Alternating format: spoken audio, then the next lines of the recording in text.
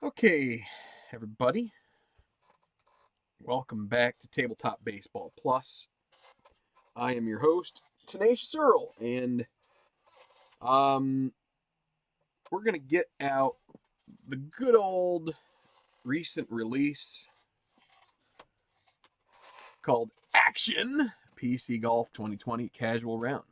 Well, that's not the name of the game. I'm calling this a casual round. Actually, the video itself is labeled another casual round. Hopefully, it'll be casual, but given how things have kind of transpired over the last several days. You never know. But so, yeah, I don't even really need my picture up here, but what the heck. You guys are stuck with me. So, what's the deal? Um, so this is a game that is frustrating at times, that is pretty cool at times. Actually, it's pretty cool most of the time. Personally, I haven't had too much of an issue with it. There have been some ups and downs. Um, you know, I think from my perspective, I did play a couple of games previously where they used a pretty tough physics model, pretty intense. And but here's the thing. Um, I'm gonna go through this and try to show you guys some things. I don't know. It may turn out crappy. I'm not gonna get it's fine because golf is like that. Watch any of the golfers on tour. I mean, guys miss cuts, guys shoot on over par on a regular basis. There are guys on the pro tour who shoot over par, and that's golf. They could shoot, they'll shoot under par for 5 weeks, and then 1 week they go and they can't hit anything, and then they got to go get their swing coach. But before they know it, they've already missed the cut because they get 2 rounds, and everybody else is doing their thing. So let's just stop talking about it too much. Now, one of the things that can be a problem is, okay, I'm going to go right in here. I'm going to play a tournament right off the bat. Well, I mean, if I go into casual round, let's just say I go into casual round. Okay, and I'm going to come in here. I'm going to pick a couple players. Let's pick. I'm going to find a couple of. I'm going to find a good player. I'm going to find a not so good player. So first off, I don't know who. Here, let's get Xander. Xander the man, and then we're going to take a second player, and let's take. I don't know, Dominic Bazzelli. I have no clue who he is. He's definitely not as good as Shoffley, but all right. So let's go to continue. Now, if you come over here and you just grab a random tournament, like let's go, say you go, I love Pebble. I do. I love Pebble. You go in here and click Pebble. Um, if you go and hit tee off right now, look down here in the bottom right. Rough, major, green speed 12.5 on your stimp meter, course firmness 8. You're going to go out there, you're going to play with a 19 mile an hour wind off the dang ocean. It ain't going to be fun. It's going to be hard. It's going to be fast. You're not going to do much. Sorry. If you think, even with a pro golf, I was frustrated back in like it was 2002 or something like that. I was not a Tiger fan. Still not really a Tiger fan. He goes out there on Pebble, bad conditions. It's like this right here that's on the screen. It is like this. Tiger goes out and he shoots 12 under par for the tournament and wins. The closest guy was +3 for the tournament. Now that means he probably had a couple of rounds at like 1 under par, and he had one round maybe that was 5 over. I don't know. I mean, it was two guys, Miguel Angel Jimenez, and I forget who the other guy was. There were two that finished at +3. I mean, that's a 15-shot difference. I mean, that's how great Tiger was, and it sucks I wasn't on the bandwagon at the time. But you have to understand, when you play tough conditions, it's just you're not going to be shooting a whole lot of under par golf, and it could get really bad. Look at the way Mickelson has played in the last few majors. I mean, and this is without looking like he's throwing strokes to pay off debts or something, which he did in one of them. So, if you come in here and you just grab a course, you can't, like Ponte Vedra. Let's go here. Still, it's very heavy. 11 and a half on the stimp meter. 7. I mean, you're gonna have a you know what of a time. You know, we get to Scottsdale. Even that's heavy. Scottsdale. This is TPC Scottsdale. It's tough. So, some guys have been playing Connecticut Club. Again, it's you're playing in tough conditions, and you can shoot. I'll guarantee some of these guys, even with okay. And here's the other thing. Before we get started with this, the other thing is you have to play a large sample size. A pro golfer is going to have a 75. He's going to have a 65, and he's going to have everything in between. If you're maybe you're lucky enough on the first play, you hit that where he gets the 65. Maybe you're lucky enough he gets a 69. Maybe even an even par 72. Fine, he might hit the worst. I don't know, but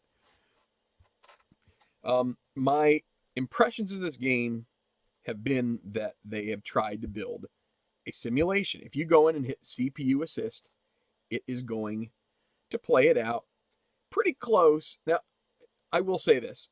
I can't be guaranteed about that. It's going to play it pretty close to the way the guy's traits are. I think they've done a decent job with that. Do I think that it gets it wrong? The reason I say that is that I have seen guys go ahead and do the CPU assist, and even I've done a little bit of CPU assist, but it's also condition dependent. The tough conditions, I think the engine is not so strong at being able to predict because it's unpredictable. I think there's also an element where the tougher the conditions, the more, let's say, the psychology of the golfer maybe factors into it. He gets a little flustered, or she gets a little flustered.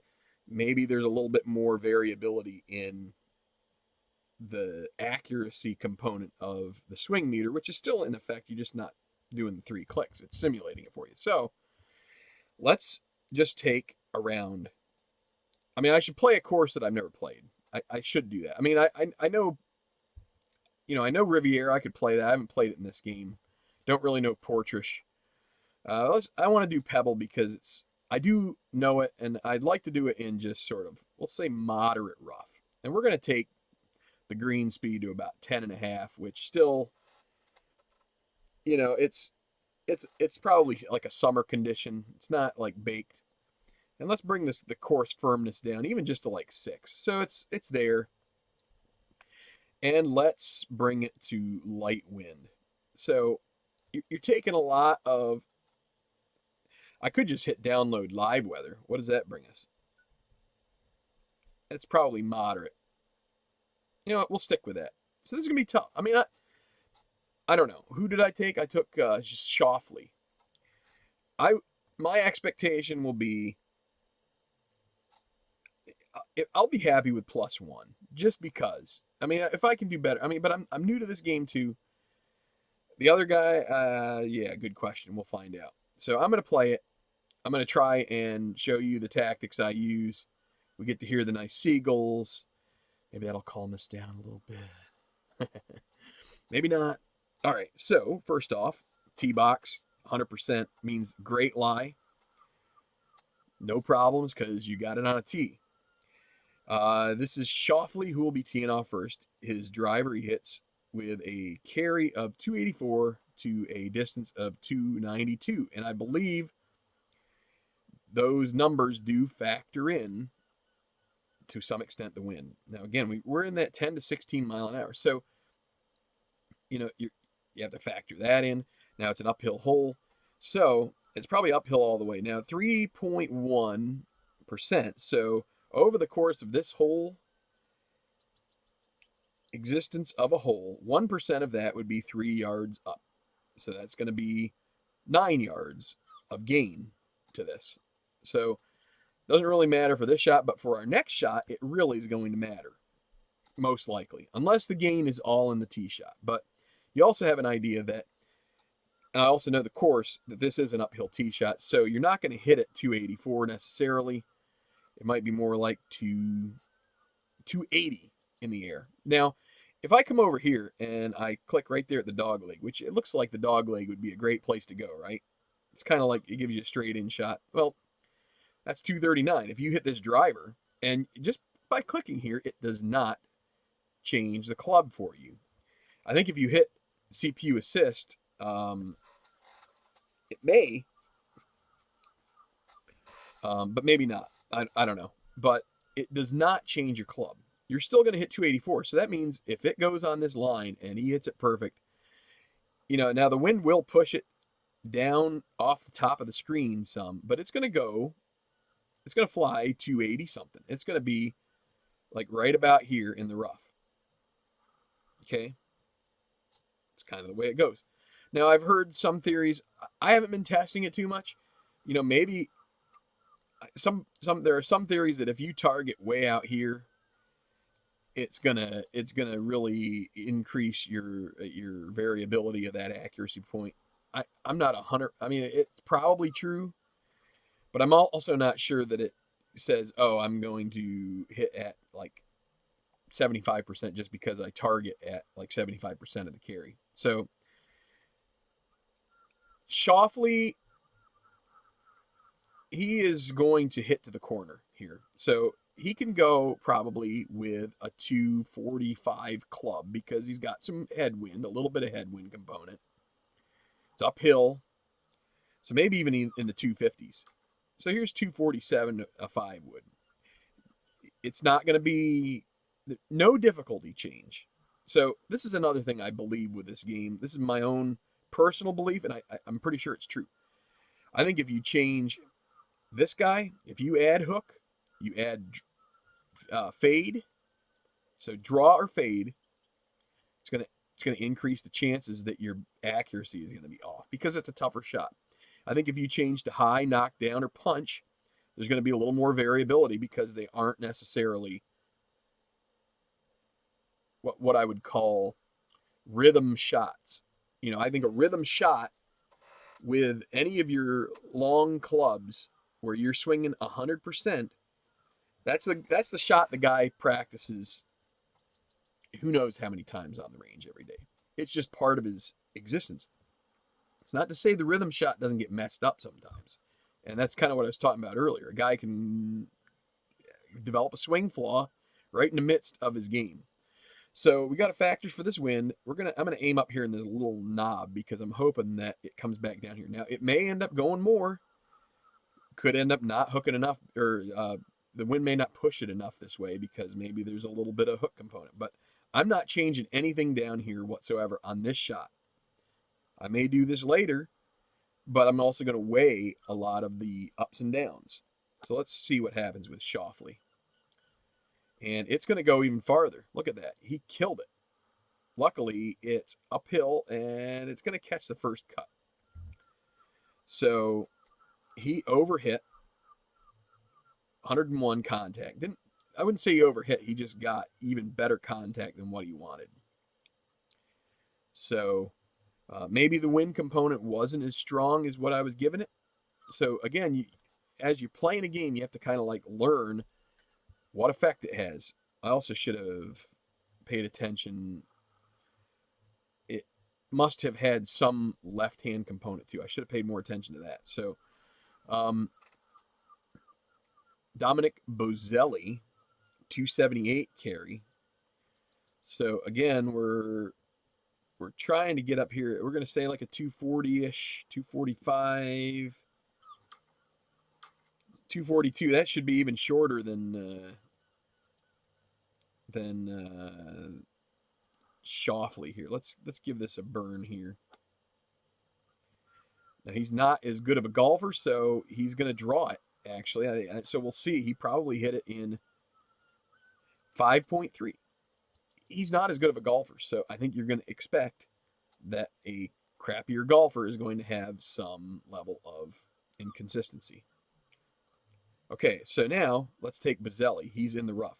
Okay, so what do we got to figure? So there's even more that you have to consider at this point if you want to hit a shot. So first off, this is actually a relatively conducive situation here. Like, so first, golf analysis. So I'm going to try and walk you through. I used to be pretty good. I shot a couple of even par rounds in my time. I'll tell you what I usually do as far as, hi Larry, my thought process. First, you got to you should have already been analyzing this situation on the tee. That's why the left side isn't so bad. And for Bazzelli here, you got a right-hand pin, if you'll call it that. It's when you're looking at it from your approach, it's on the right side of the green. If you're in this section of the fairway right here, you got a little bit of a concern right there. But even with that, it's still pretty open. The other thing is, because we don't have hard conditions, as far as hard, I mean like firm greens, it's not as much of a problem. But with Pebble at what it loads as your default firmness, you almost have to plan for a links style game, which a links style game would be you play it low, you land it short, and you let the course send the ball to where it needs to go. That means looking at the green slope, it might take a bounce. It's probably not going to spin a ton. When it does spin, it is going to roll quite a bit, and it will take the contour. It's not going to stop much because also the stimp meter is involved. So you don't have a problem with going after the green, even from this rough situation. Now, what is the yardage? It's 152. So the next thing, how is my ball sitting? It's sitting pretty decent. It's like a 95% lie. Now, they give you a range here, 93 to 97, and then when you look at the carry of your club, that factors that in. It's going to, you'd say, average about 146. You could get more of it. You could get like a flyer, and it's going to go 149. You could end up catching it a little bit heavy, and it comes up a little bit shorter. Now, with a softer course coming up a little shorter, you might catch the front of this and just not hop on there, whereas in other conditions you would. So you got that. What are these little guys right here? So you've got two windows right there. They are called your stance. Your stance. The one on the left shows you something that will be very important to the direction that your ball goes. When the ball is below your feet, the ball will tend to move from left to right. So whatever direction the ball is compared to your feet, if it's down, it goes to the right. If it's up, it goes to the left. It's just something that you learn as you play, that if the ball is significantly underneath my feet, if I'm like looking and I'm standing on a side hill, I'm looking down, I've got to aim to the left. It's gonna go, or I try to play, impart some kind of a spin on it to try and counteract that, and that, and again, increases the difficulty of the shot. And that's kind of what I'm trying to get at here, that every layer of extra snaz that you put on a shot just increases the likelihood the guy is going to ding it up. So we already know this is going to go from left to right. So not only do you have the wind pushing this guy into these bunkers, if you aim at the middle of the green, there's a good chance if you just aim at the middle of the green here, with no wind, there's still a good chance I think you end up close to these bunkers, if not in them. Like that slope there, it could do it. I mean, again, I'm still trying to get a feel for how drastic the various settings are. The downhill lie, like you see on the right there, that means it's going to fly lower. So it's not going to be as high of a shot. You're probably going to come out with a little more of a like a skip to it, a roll. You're just not. It's not going to have the same trajectory. If it's an uphill lie, if the ball, if your left foot is above your right foot, then you're going to sky it more. You're going to get more loft underneath it, and that's going to potentially allow you to give it a little more. I don't want to say a little more spin, but it's just as it comes from higher up, that downward trajectory is going to allow that ball to kind of like land. It's all about force, right? I mean, it's physics. So in this case, we're going to say this thing is probably going to bounce a little bit. So we probably should try to hit it to the front of the green. Now, the wind by again, this is just eyeballing it. I'm going to say there's no real, so let's call it X. X will be the axis of your shot. Y will be the perpendicular, and then Z, I guess, would be into the air. I don't think there's any X component to this. I think it looks like it's pretty much a straight left to right wind. So we're going to have to probably aim at the left side of the green. And watch, this is going to muff me up. You do one of these kinds of things, you try to show some things, and then Bazzelli is going to like hood it to the left, and he's going to end up in a bunker, and it's going to make me look goofy. But let's take the chance. The wind should take it some. Now it's going to be lower, so it might not take it quite as much. But the tendency is going to be for that stance to push it to the right. The wind is going to bring it to the right, but you're going to end up with a low. Let's just see how it goes. Now, again, I'm not going to put any hook on it. I'm tempted to do a knockdown to try and take even less, to take more of the wind away from it.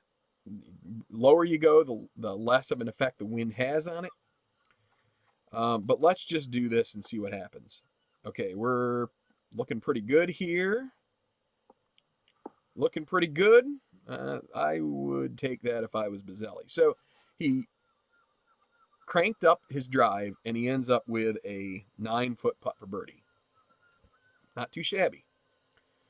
Again, conditions relatively receptive.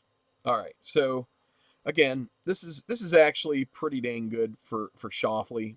He would probably love this. Yeah, actually, for a pro who generates the kind of revolutions and clubhead speed that this guy does, a little bit of rough in this shot on what is it, 120-yard shot, it probably helps him because it deadens some of the spin that he generates. Let's look at the terrain. So the T shows you the terrain. You see how the arrows are pointing down. If he backspins that sucker, in this game, I've heard things about the backspin not being quite as stark as in some other games, and I guess I have witnessed similar phenomena, if you will. Like I haven't really seen one suck off the front of the green like in Cannon Golf. So what do we got? We've got, again, this is pretty much a left to right wind. Again, he's even got more of a terrain effect here as far as his it's downhill. It's below his feet. It's going to be left to right. So let's again, now it's a little shorter of a shot, so it may not be quite as stark. Now, we want it to land about here, so that's about 117, right, Carrie? That club is not bad. It's probably going to end up a little long, but I don't want to chance it. I don't really want to chance. If you from the things I've read, I've seen screenshots of some of the analysis that the game can give you. 50, 75, and 100 are kind of like the magic numbers, and it makes sense. If I'm going to practice a shot, I'm going to practice my full shot, and then I might do a 3/4 shot and then a half shot. We go to 95, there's just a degree of difficulty there. I'm going to take a little bit more of this out. I think I don't know, it's a higher club though, but it's going to be in the air less time. Let's see what happens.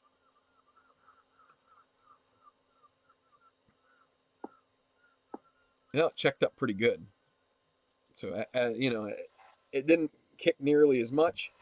Carried 116, so we could have used even a little bit more. Now, Shoffley, he's going to have 22.6. Okay, here's another thing.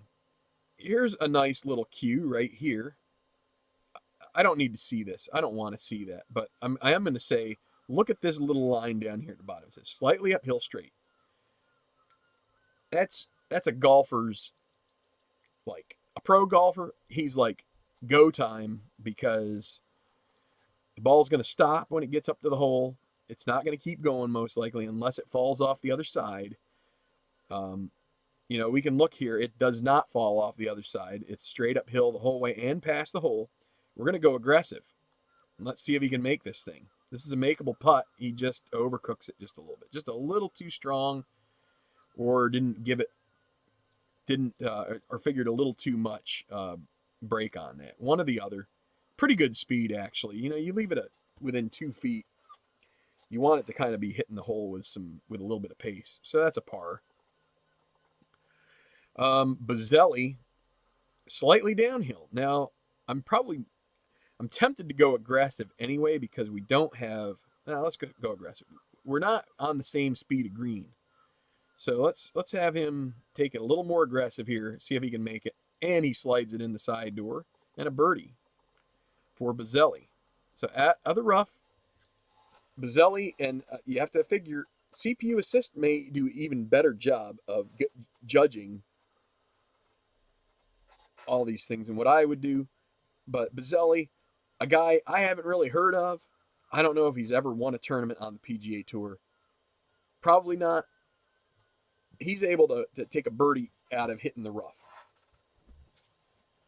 So I'm going to grab a drink, and we're to the second hole, which is a tough par 4. It's used to be a par 5. I like it better as a par 5 because I like eagle opportunities, and there aren't that many on this course. 6 is about your only eagle opportunity. What do we got here? Any other? We got 5 views. Good.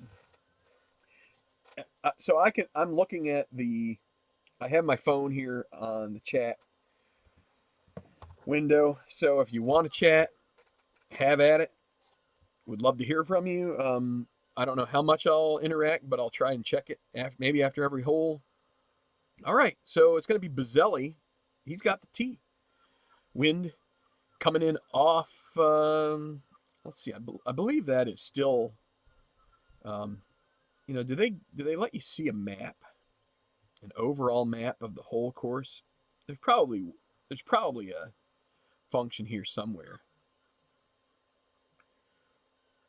Well, anyway,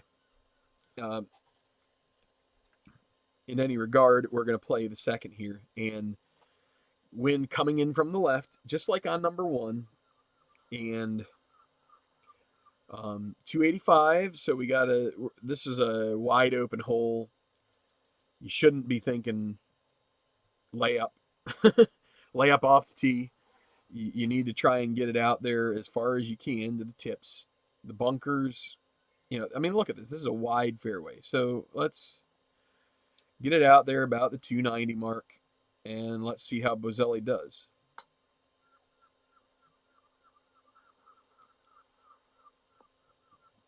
Pretty much right down the middle. I mean, the wind did push it some.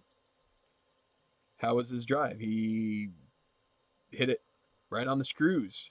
Good shot. Actually, just a slight miss to the left. So let's put old Xander out here about 295, and let's aim a little farther to the left.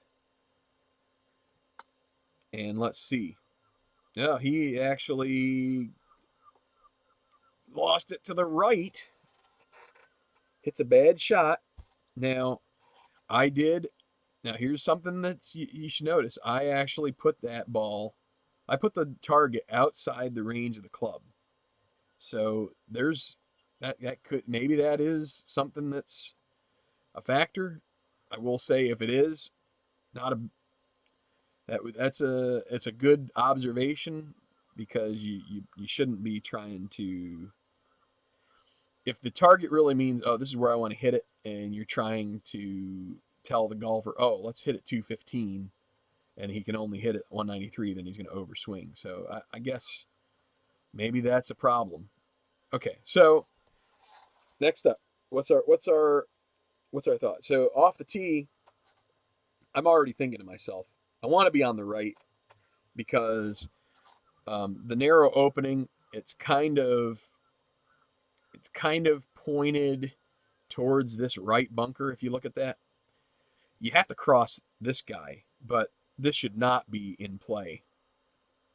It might be in play for Shoffley depending on the lip, but so what do we got? We've got, again, it may be slightly behind the wind. There might be like a little bit of an X component to this wind. So maybe you figure a yard or two gained through the air on the wind, but you're also going to get 8 or 9. So we're going to have to aim. Well, we'll start with left side of the green. Now, again, here's your below the feet. What is that? Is that a degree? I guess that's a degree. So that's even more so. So let's even aim it at the bunker. Now we aren't going to have to worry about the downhill lie. We don't have to worry about it being, it's basically level from your left foot to your right foot the way you're setting there. But okay, so Bozelli, and that's a 193. It's up the hill, 2.6. So for 200 yards, 2.6. That's kind of an easy calculation. You got your 2%, which would be 2 yards. So that's 4, 5, because it's a little more than half. It's going to be about a 5-yard grade up the hill. So, this is at 200, so you got to think maybe 205 is going to be the club you need in order to get there. If it's like links played in kind of that fashion where the elevation change, that's kind of what yardage you need to think about for your next shot. So a 5-yard raise, you would want to be at about 205. So 193 may not be enough. You may want to go to this 204. So let's try that. Now, if it messes up, oh well. All right. Looks like we're online. Is it going to check? Check, check. Good shot. Middle of the green. Maybe a little bit long, but he's going to be putting. He's on the dance floor. Now, Shoffley, he's got a problem. What has he got? 188, and it's giving me a 7-iron. I don't know if we can get there. So 187, actually, it would be just on the front of the green probably if he hits it well. Let's give it a shot. I don't know if it was giving me the 7-iron because the lip won't let the 6 go. It is uphill, so that's going to help us get that ball up in the air a little bit. It's also above our feet, so we got the wind component. But we also have, in this case, you see this above the feet. So this is actually going to be a slight aid in our ball flight, right? So let's see. Okay, the wind's helping it. Is it going to get there? It's going to get there, and it's going to be super sweet.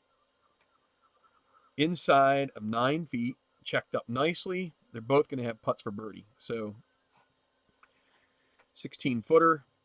Let's see. What do we got? It's straight down the hill. I think let's just take a normal putt aggressiveness from Bozelli. Oh, he's going to knock this one in too. He's 2 under. Back-to-back birds.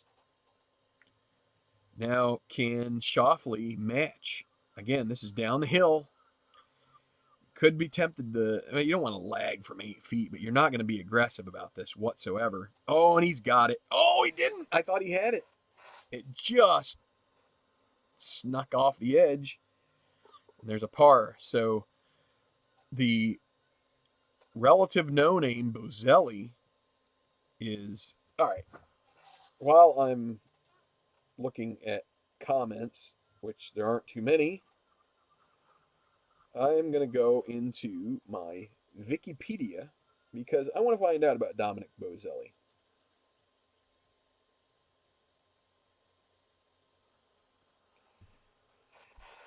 He is from Rochester, New York. How about that? That's where he was born. So uh, I did not know that, I swear. Played golf at Auburn, transferred from UCF, won the Eastern Amateur and the New York State.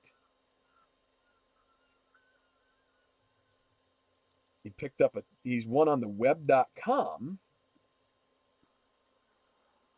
but has never won on the PGA Tour. But he is having a good start here against one of the established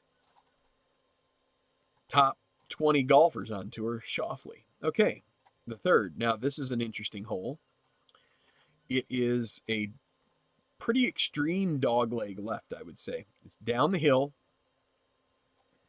so it loses a lot of uh, elevation.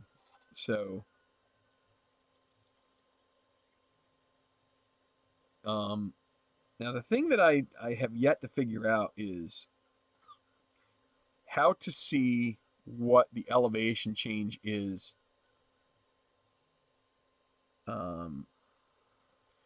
So I'm taking it that the tree percentage is the chances that the trees will actually clip the ball.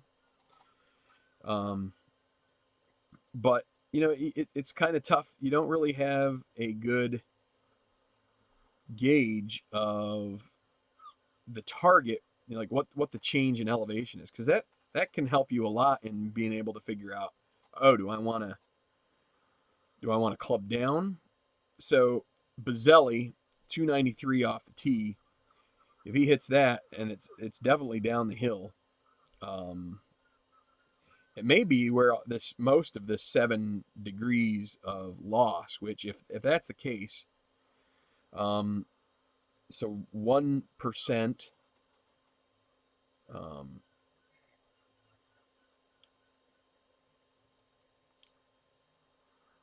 da, da, da, so that would be, it's around what, 24 yards. So that's at least a club, maybe two. So that 290 carry is going to be probably out here to, it might even get past the bunkers. So we can either try and tempt the trees, or we can go with a higher club, which is probably the smooth move. And you can see now a lot of these trees, a lot of this stuff, you might even, if we go to 5 wood, I don't know. It's still saying you're going to hit them. I don't know. I feel like you're going to carry them, but so that's 255. So that's really more like 275. You want it to land somewhere down in here. Now, the other thing that's going to be helping you here, look at the wind. It's going in that direction. So you might get out here, like we might be able to push it to here. Boy, I'll tell you what. That's, I think 230. That would be 250. You're really close to ending up short of this fairway. So let's go with a 5 wood. Direct it here, and let's see what happens. He clears the trees, and he's not. So the fairway slopes from right to left. He just finds that first cut. Also, again, not bad. That's a nice angle. Now you do have the left bunker, but it's really clear. If this pin were up in this little lobe on the sort of like the back part of the green, in the back right, you would definitely want to be in the left side of the fairway, if not in that first cut, because then you've got a direct line in there. Okay, so Schauffele, let's see, he's not going to go driver. Let's take his 3 wood. He sees Boselli come up a little short, and he's going to go 3 wood. Now that's a little bit lower of a club, maybe more of a chance of hitting trees. No, he ends up in the bunker a second time. He must have lost it, right? He did. Okay, so Boselli. Look at this. Look at that. Look at how much the ball is above his feet. So you're going to be. This is This is a major right to left situation. It's like, it is. All right, and I lost my screen on my phone, so give me a second here. I want to bring it back up again. So we're still here.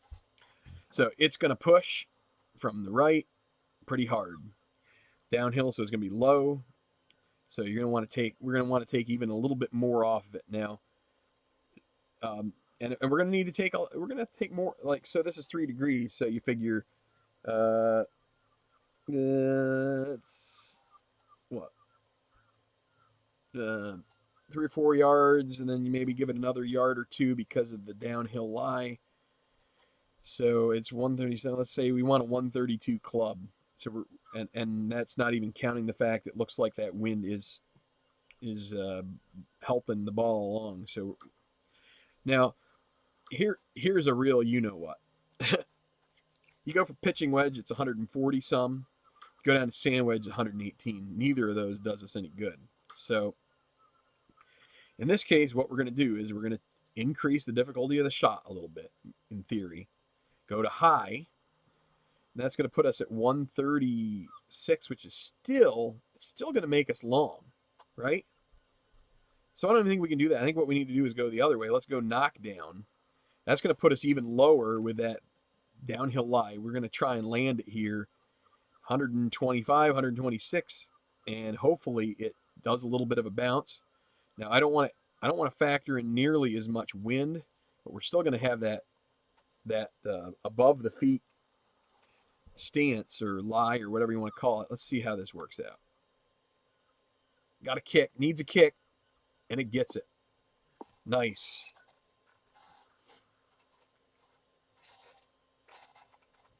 The Rochester kid puts it in play, center of the green. Now, again, this is definitely not sucker pin. This is fine. Shoffley should, if not attack the pin, be not afraid of this left side of the green too much. But he also needs to make sure and factor it. Now, again, he's coming from, he's got a ball a little bit above his feet. It's not going to be as much of a problem as it was for Bazzelli. Another uphill line that's going to put a little more loft. So he needs 134. He's at 144. Going downhill. You think that's going to work? It ain't going to work. Guarantee it. Get 120. Is that going to work? Probably not. It'll help a little bit, but you'll end up, because that's even if you get the perfect contact. I'm tempted to go with this. I'm not so worried about that. If this is the case, I want to aim a little closer to the pin. I really want to make sure that if he loses it right for whatever reason, that it's not going to end up in these guys. Let's give it a shot. Is it going to get there? No problem. That's look at that suck. Look at that. So right there are some serious revs. You get serious revs out of bunker, just like out of the fairway. Well, if you're a pro and you have the club head speed of, I don't know, a jet. Okay, continue. So we've got a long putt, uphill, straight. I mean, we can look at the break. I mean, let's be aggressive. He wants to make this sucker. It's up the hill. Does he do it? Oh, that was so close. Now he leaves himself a little bit of a comebacker down the hill, but it was probably worth. Now look at this. So again, this is not too bad. Let's let him putt it. He might make this. He's been on fire with the putter. Oh, and he just skims the edge. He's going to tap it in for par. Good start. And Shoffley makes his comebacker. So currently we are -2 for Bazzelli. Shoffley is just hanging around at even. Lost his driver a couple times. Okay, so what do we have here? here is a hole that if you got a long hitter and these conditions are uh, super firm, you might want to give that guy a shot. You know, it's maybe 3-4 yards of gain in as far as the elevations going uphill, but you might be able to sneak it right up into that little collar and find a way to an eagle putt if you do it right. But neither of these guys do that. Their driver 281, so instead we're gonna go ahead and play a little bit of a layup shot. We're going to use the wind to our advantage, and what we want to do is, again, let's analyze the green. You want to be middle, maybe a little right of middle. You don't want to be left, because then this becomes, if you hit your drive and you draw it up into this range, then you got to bring your second shot over top of this bunker, and it just brings a degree of problem. So we're going to aim it up here. Wind will probably take it into here. It might take it along. And you know what? So here, see the green arrow? Green arrow also means there's an extreme slope to the fairway. So when it hits, it's going to start rolling to the right. So let's aim a little further out. All right, let's see how this works out. Look at that. Look at the wind push it. It's gonna get out of here. He missed it 10 degrees. He hit a terrible drive.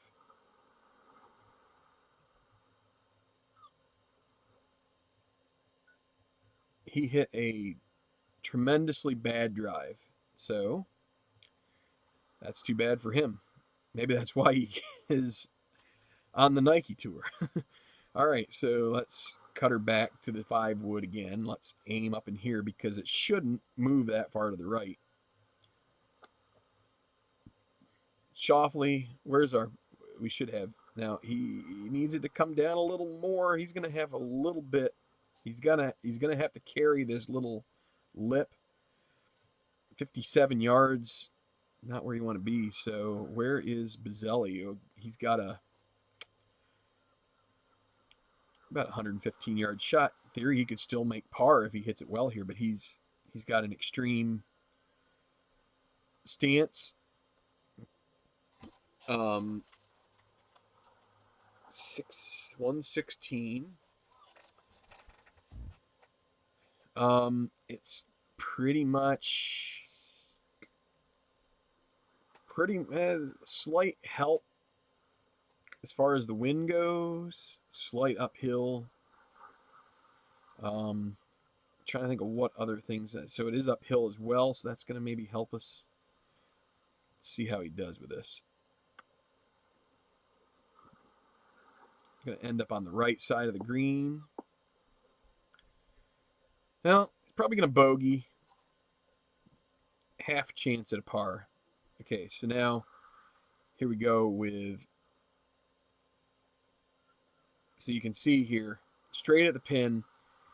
He doesn't have to cover sand, but you figure a little bit of wind, he's probably going to have to bring it in over there a little bit. So, and you're not putting hook on a shot like this. So, and how far?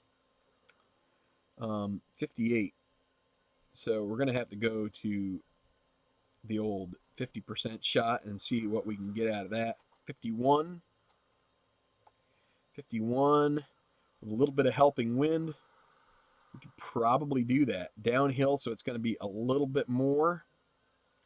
Up the hill, as far as the elevation change goes, I'm just saying like this downhill lie. And also down, so we're gonna have to actually aim up into this bunker just a tad. So let's see how this works out.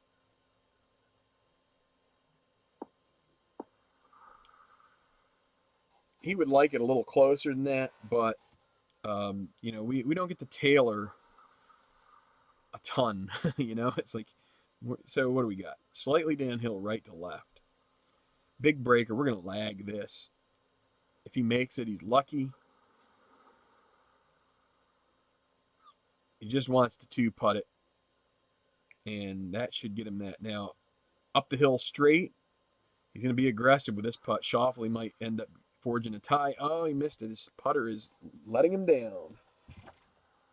Philip Reynolds. Hello. And so who is this? Bozelli with the bogey. No relation to Tony Bozelli. It's actually Boselli. But okay, bogey for Boselli, par for Xander. And so we'll go to the fifth, the first par 3 on the course with a one-shot lead for Bozelli.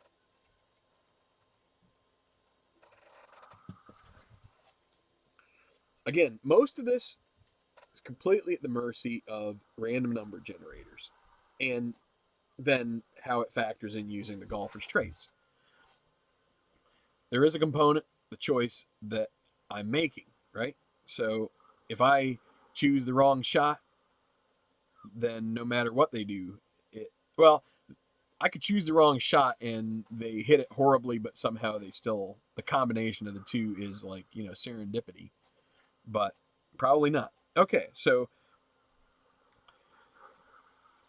the wind is going to help the shape of this shot. Plus, if you notice here, the way you play this hole, if you can do it ideally, you want to land it up in this front left part, and you want to let it bounce and take the natural terrain and bring it into where this pin is. I haven't played any other pins. I've only been using this set of pins. I would love to try some other ones. But for this front left, that's kind of how you want to do it. So that's what, 173.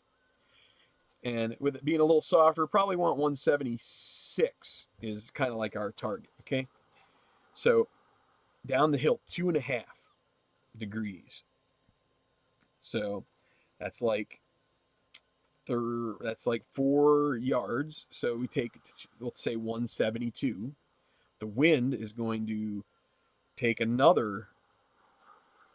It's gonna add another. Let's say 6-7 yards to it. So that takes it down to about 165. So a 188 carry club is going to put us off in East Jabip. So the 8-iron probably isn't enough. We probably got to go down to either a 162 and we chance it, or we go to 175 and we chance bringing it back to 95%. 166, I would feel confident this would be pretty close. Now, again, the variability I think changes a little bit when you start going into these little bitty changes in how the guy plays the shot. You can knock it down. That one you might want to do more like 170 carry, and because it's going to jump more. But let's see how Shoffley does with this guy. We're aiming it a little bit. Let's aim it a little more to left. We got a little bit of left component with this wind, and we definitely want it to come off the hill. Now the wind's blowing it even more, so it's not really going to get the hill, and it comes up a little too short. So is that because he made bad contact? 90%. He was trying for 95, got 90, 91, came up short. So got the right contact as far as like the club head was perpendicular to the flight path, but or the path of the target. So now one of the cool things about this is each golfer is a little different. So with Bozelli now, the clubs may work out better for him, which is just like real golf. Golfers end up between clubs, and it is really a pain in their butt. That's why they take pains to choose the right club off the tee. So again, we're going to try and land it up here. We figured 176, same thing, right? So again, we're going to take it down to it's going to make it 165. Just again, this is kind of like guesstimations. 184 not good. 171, 158. None of those are really great. I guess at this point, I'm going to try. Let's try doing the knockdown. Let's do this. Let's try a little different shot. It's going to be a little more difficulty. But so instead of being at 176, we want to end up at like 172 because it's going to jump a little more. There's not going to be as much spin. Of course, the wind is also not going to affect it as much. So this 166 may not be too bad. It's still probably going to come up short though. But we don't want 178. That's going to be way too far. just a lower trajectory. You know, I think we're stuck with both these guys. We could go high. High is going to mean the wind is going to be even more, and it means we probably want to go 178 because it's not going to kick as far. So again, we're going to take that down to like 174, but let's factor in, you know, so maybe the 166 with the high is going to work. So let's factor in our wind, the Y component, the lateral, and let's see if Bazzelli, now he might just hit a crappy shot here. Let's see. So it came up short. The high kept it from moving much once it hit. He missed it left, which is what I was concluding because the contact wasn't right. So neither of these guys got all of it, which contributed to them being short. Short isn't so bad either, as long as you're not in that bunker. So first real like chip opportunity. Oh, so both these guys are gonna be putting uphill straight. Let's be aggressive. Shoffley wants to make one of these eventually. Yeah, he's gonna miss it. Going to have a little bit of a putt left, so let's see. Bazzelli is going to be, looks like a level putt. Going to be probably quite a bit left to right off of that hill. Let's just normal putt it. Is he going to make it? He had a couple good putts earlier. This is looking good. It's, oh, just short. He's going to tap it, take his par. Shoffley, happy for another one. Steady Eddie. Now, here is, you know, I love this hole. Probably my favorite hole at Pebble Beach. I mean, 18 is great, obviously. 14, I would hate to play it myself. It's a hard hole. You know, some of the other holes get a little, you know, 8 is a bear. We'll see that in a few. So here we go off the ocean. So this wind is actually going to be actually too helpful. If you look at this, 304 carry, and you get some degree of terrain help here as far as, you know, you're dropping, so what is that, 25? No. So maybe this is it, that's not to the target. That's to the flag. So to the flag, I think that is a I think that's a 50-degree drop. Like a 50-yard drop, it looks like. Maybe it's feet. I don't know. Doesn't matter. I wouldn't calculate it from the tee anyway, but so it's just you've got a good chance of running through here. So let's instead go to the 3-wood. I do not want to run through the fairway, and let's make sure we go with the prevalent wisdom, which is that you don't want to aim. You don't want to put your target farther than the intended carry. This should push it a little bit to the left. Don't want to get too close to, let's see how this works out. He just booms the you-know-what out of it.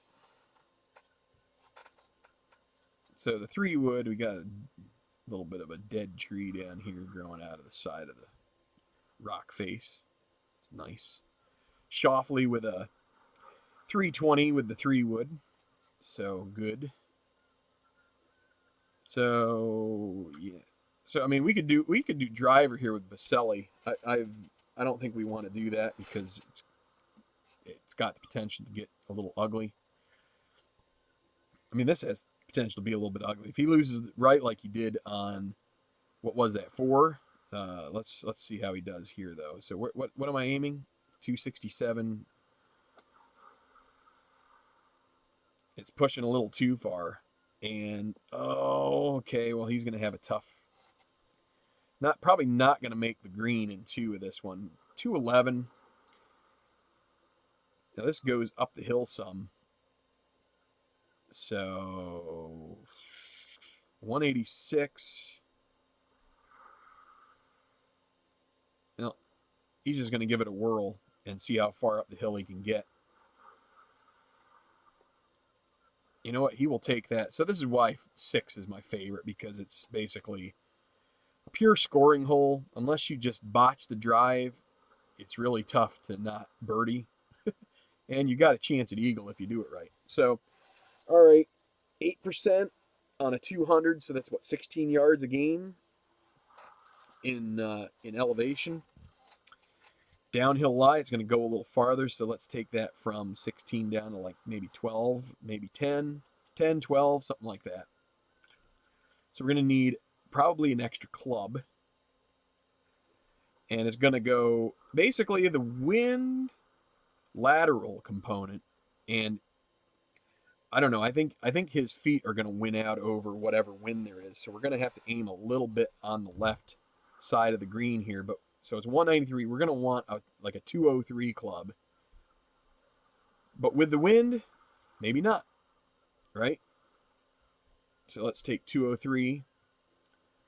Let's figure he doesn't need a club change. He needs 193. We'll take 191. I think we just need to keep it simple here, because what you gain in wind component from behind, you're losing with the elevation change, and I think your stance is going to cancel out the effect of the wind. And so let's see what happens. He should be able to, he's long. He just puts a charge into it. So what does that tell us? That tells us that the wind component was a lot more than we had factored for. Plus, he hit 103 instead of 100. So that's, again, variability. But that shouldn't prevent him from making a birdie here, I would say. As long as he can do all right with his chipper. Let's see if we can line him up here. There we go. It's pretty good. Basically the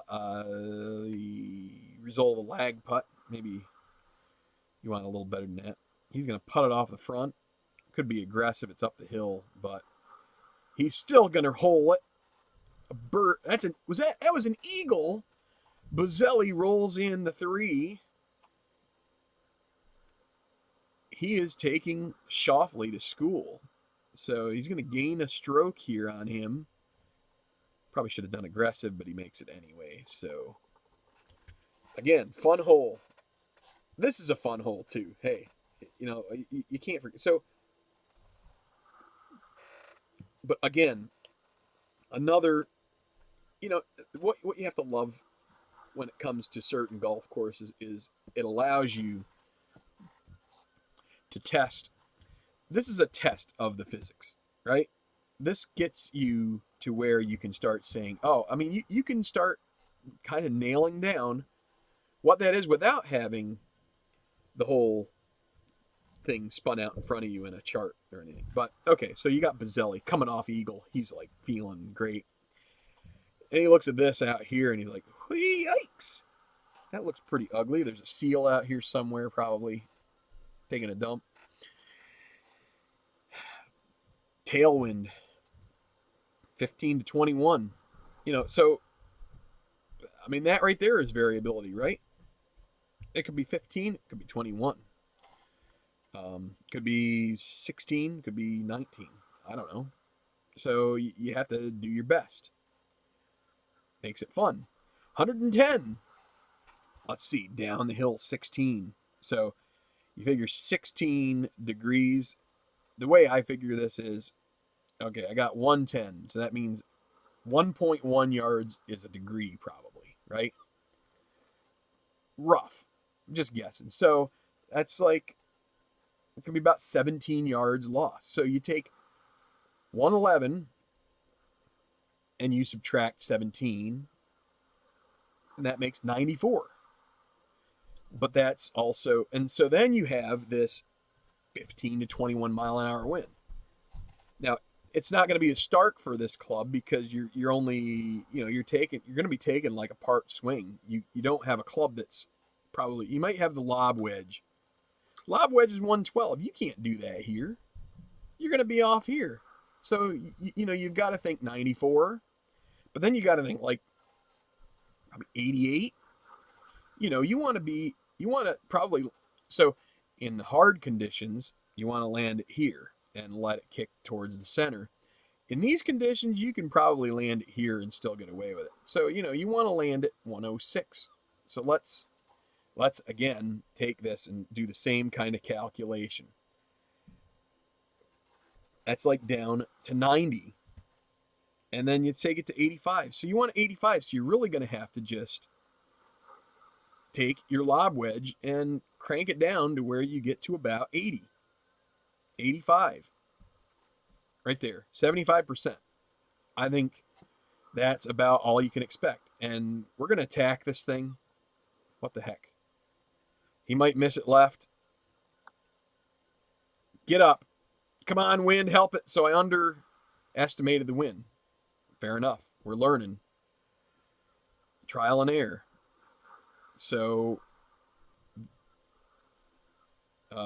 it's exposed to the wind, but maybe the wind, I should have looked at how he hit it, because he might have hit it 68%. I don't know. I'm not sure. That would have helped. I got a little quick about it. So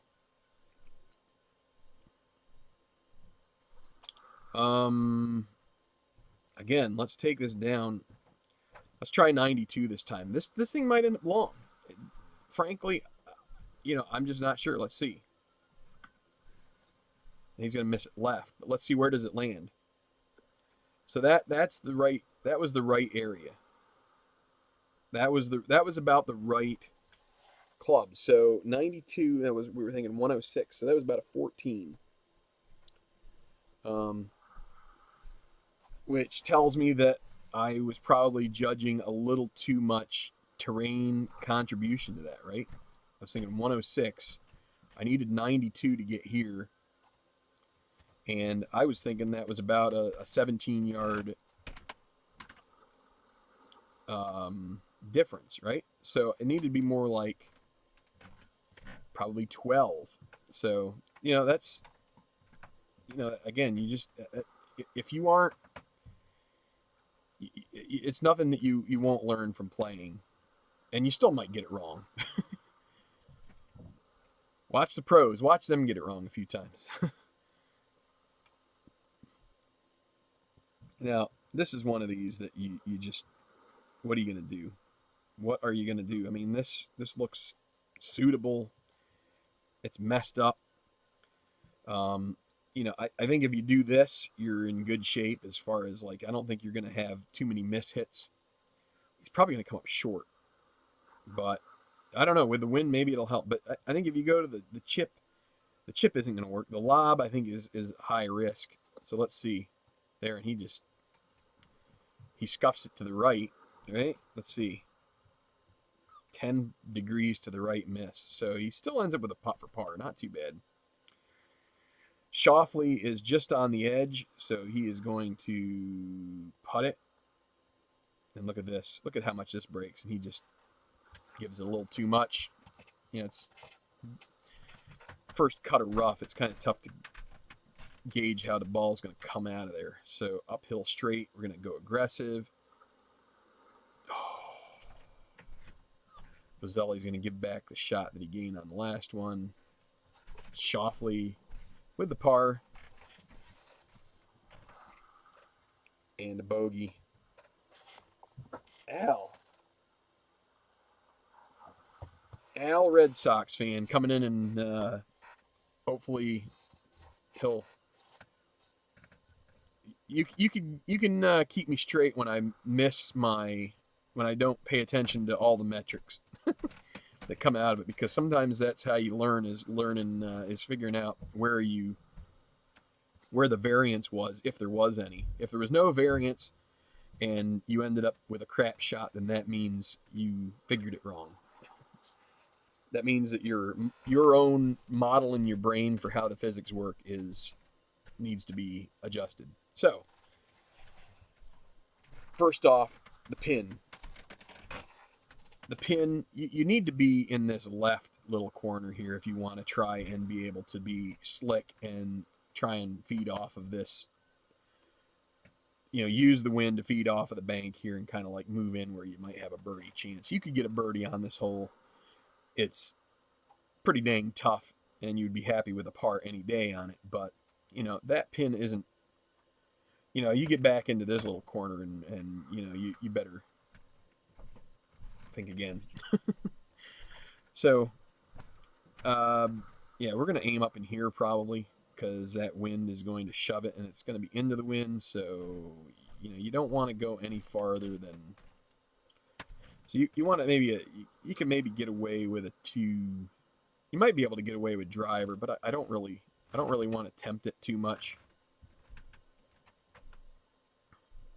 You hate to have him end up in the rough though. So let's see. Come on, wind, help it, help it, help it. Now bite. Okay, that's pretty good. How was his contact? Little bit right. So, but that's pretty good. That means that I judged that pretty decently. Contact that left or right is the real problem child. Okay, so Bozelli, he's going to be a little shorter. Now, if anybody's going to miss this one way or the other. Oh, what the heck did I just click that wrong? Did I accidentally hit there?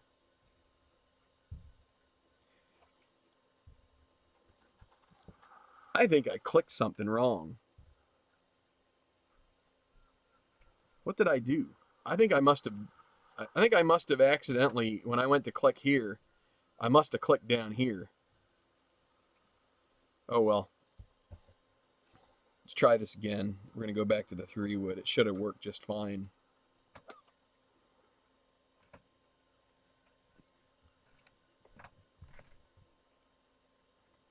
Why would you make anything down here? Why would you make anything down in this range active to where you, like, look at this. If you click here, if you click there, you can still see blue where that GPS data, like that, if anything, that's more of a flaw than anything about the other stuff.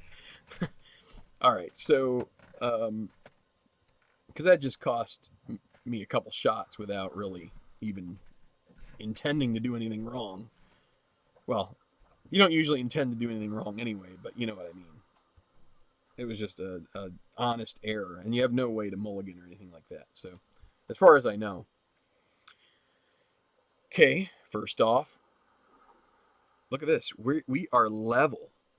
This is a level lie, level stance. So there's nothing there that should make this thing go from one direction or the other just based on the way you stand.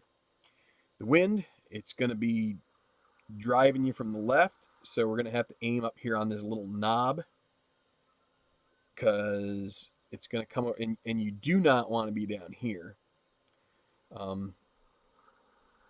Really don't want to be in here either. That, although this is uphill, it's probably not a big deal. If the pin was over here, you do not want to be right there. And when we get to 17, I'll show you a situation that is one of the most famous in golf history. That is the, what do they call that? The exception that proves the rule. But all right, so who is up? It's Bozelli. We want him to land. We'd love him to land right here, like 174, right? 174. So we want to give 170. So the wind is a little from the face. It's going to be downhill. Now I already figured that the downhill portion on that last hole really was a little bit missed as far as, so let's take a little bit off of that. Let's just call this a 5-yard down. and a 1 yard from the face. So let's say 3 yards. You're going to get 3 yards of goodness to your head. So let's say 170. Now 185 is going to be too much. Let's go 172. I'm not going to do anything funky, but we're going to need to aim up this way some because of this wind, and let's see how he does.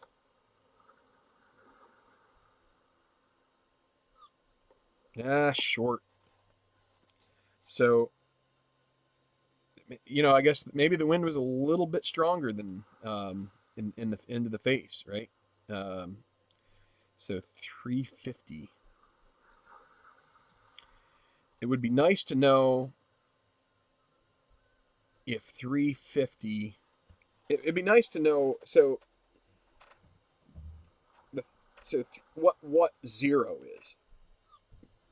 If zero is the line of your shot, then that 350 is almost a head on, right? It's like, what do you call that? Um, northwest. So I mean, you're getting a 17, but it's um, well, I don't know how to read this. It's 3 degrees at 17. So I don't know. That'd be good. That'd be good to know. Maybe I should look at maybe in the manual it says something about that. I think we had a pretty good line to the pin. Again, I my didn't see if there was any variable as far as the distance. The if it was left or right of the accuracy. So let's again say we want to hit it. We want to hit it 170 for Shoffley. This time, let's assume that this wind is going to be even more. Do I want to do that? His angle's a little different. So if you recall, Bozelli was over here and he's hitting like this. Shoffley is a little bit more. So it may not be quite as strong. So what do we got? We got 176 or 163. Let me see. I want to try the knockdown shot. Take a little bit of the wind out of it. 170. See how this works. Beauty. Beauty. Shoffley with the stick in the pin. So Bozelli really for birdie, but it says bogey because the stupid display. I clicked on the wrong spot and it moved his target and he messed up. I messed up, I guess is the way I should put it, but downhill to the left, you don't want to go aggressive with that. You're going to just hit it. Oh, and he missed it. He must be a horrible putter.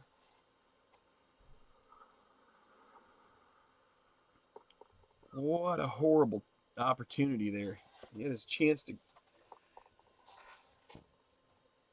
I mean, in theory, he would get a couple shots more on that or at least one more shot. Okay. All right, here we go. Our first opportunity to look at Le Pin de Secours. So Le Pin de Secours is a sucker pin, and this is a sucker pin. Okay. To get a shot at this, you need to be here. And if you're going to mess with this guy, then where did you buy your undercarriage? Because I would really like a set my own that has that kind. So a long hole. I mean, look at this. 527 really should be a par 5 probably, but it plays down the hill a good bit, and it's just a beast of a hole. And so, yeah, you need your driver. You've got a slight follow wind. You got a slight breeze from the left. Shoffley, we're going to put him, let's see. You see the fairway, it's going to take it to the right a little bit, so we probably want to even move it that way a little more. because it's just going to skip down. But you just if you put it in position to where you can go after this pin, then you hit the wrong shot. You just you messed up. Now he might hit it down here. He might hit it over here, which that would Well, let's see. How far did he went 337? Let's say that he hits it just as far. He may hit it down here on mistake. If he does, then good for him. But just this is a par hole, and it did it again. Did you see that? Why would that happen?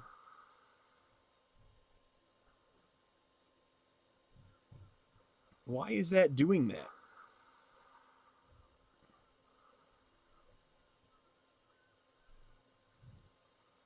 Why is that doing that?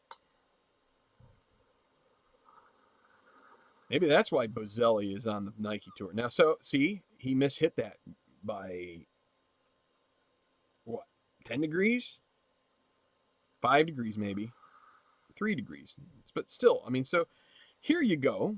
So you have, with Bozelli, you do have, I don't know if anybody's, we've got 6 people watching that. I swear I clicked here, and I clicked it once, and it swung, and it sent it off into the Carmel Bay or whatever that thing's called, and that seems whacked. But maybe I did something wrong. I'm hoping that my clicks are somewhat audible, but maybe not. But look at this. If you click here, you can't go with that pin. You're insane. What you can do, if you want to be aggressive, the way to play it. But again, with this wind, it's even worse. You got to aim up here, right? I mean, you're saying double bogey, man, come find me. So what you need to do is you need to say, I want to keep it. I want to keep it right in here. And I want a 2-putt, and then I want to look at 10 and see if I can do anything there. Because if I miss this guy up in here, then that has a chance of ending up down in here. And then you're talking triple or worse. You're just, so you take it right here. You say, okay, I'm even okay right in here. I can chip up the hill a little bit, and yeah, I might end up with bogey, but I don't end up with triple. Or down in here, yeah. I mean, this is a tough 2-putt. This is probably a tough 2-putt. But these guys are pros. They probably make the 2-putt. Unless you're Tom Watson, you probably don't make this chip, and you probably don't make the comebacker, and you probably don't make the one that comes after that. So 212 to right there. And it's even farther downhill than what it says for the flag, right? -6 degrees. So I'm still going to go with my previous calculations. I'm still not sure what's going wrong. I'd rather be a little short on this hole than a little long. So if you take 215, that's 2.1. Multiply by 6. So let's say about 13 yards. So if we're saying 212, we want about 199, right? And then there's a little bit of wind. Let's not even take the wind into account. Let's just say, maybe a little bit. Let's say 195. So we're not going to go 222. We're not going to go 213. We're not going to go 202. We may have to go 202. Let's give him a 95%. It's still, that's a risk. But this hole is a pain in the butt anyway. We're going to have to figure in some level of wind. We're going to have to figure in this. Look at this over here. The ball is 7 degrees below his feet, so we're going to have to aim. We're going to have to aim at this stupid bunker, right? But I don't want to end up. I'll take it in the bunker. The bunker isn't. I mean, the thing about a bunker is it's got a face, most likely. And unless you end up on this side of the bunker, where then you have the downhill lie, then you're screwed. So we're going to aim here. We're going to aim up in here. The lie is going to send it maybe even more. The lie is going to send it to the corner of this bunker. The wind's going to end up in here. We just want to get it. If we could sneak it on the green here, that would make. Let's see how it works out. And see, he misses it to the right, and it's over. It's off to the races. 9.4. And that was probably because I went with a 95% shot. So the difficulty of the shot was high, and he just can't handle it. So what do we do with Xander? Xander's just as bad. But I think what we need to do is we need to say, let's take our lumps. 187. So 192 ain't going to do it.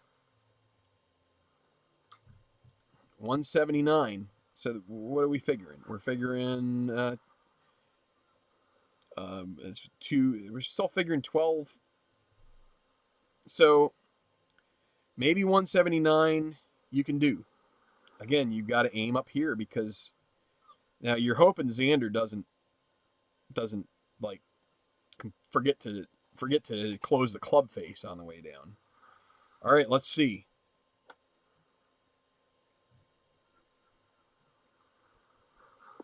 That's a shot. That's a shot we can handle right there. Now, he probably lost it a little right too. 1.1, not too bad. We did not add any qualifiers.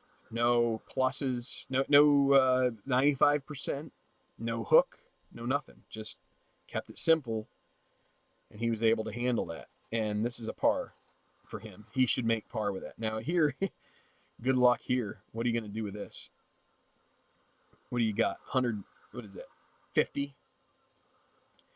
You don't have a way to select some kind of a like a pitch shot from here. Like you can't do a pitch. So a lot of times in life you'll I guess your pitch is going to be like the 50% shot, right? Well, what does 50 give us? 51. It's still a bit downhill. You know, you're tempted at this point to give it a shot, right? But you know, if he can land it in this rough here, maybe he can tickle it up in here. You know, you probably end up over in here. Probably from here, he's not going to send it up into this crap, which is what you really don't want to be. It's going to go a little long. He's got an uphill putt. So that's kind of making the best of a bad situation there. For birdie, we're going to lag it. He's like, I want a par. Let me get a par. I'll take a par. Bazzelli for triple because Mr. Mouse Click is betraying me for whatever reason. That would be something that may be a beta test problem. So let's tap it in here. That may be. I could that. I mean, I've done that twice in a row now, and it's kind of weird. So let's just put this guy in, and he gets his par. Succeeds at getting a par at a sucker pin, and now he is ahead by 5 shots over Bazzelli because when I click this, for some reason, it decided to move it. I think. Maybe I'm wrong. Maybe I came down here. Whoa, I don't think so. Okay. So a little bit of a turn up the coast. And so now the wind is straight behind us. This thing is going to be a rocket shot. It says 292 carry. We will figure it at 292, but it's going to probably end up here around 340. And let's... Oh, boy, he's losing it right. Now he's going to get away with it. It's still going to turn some, but he probably, what is that, a 4 or 5 degree? 2.2? I aimed it up here.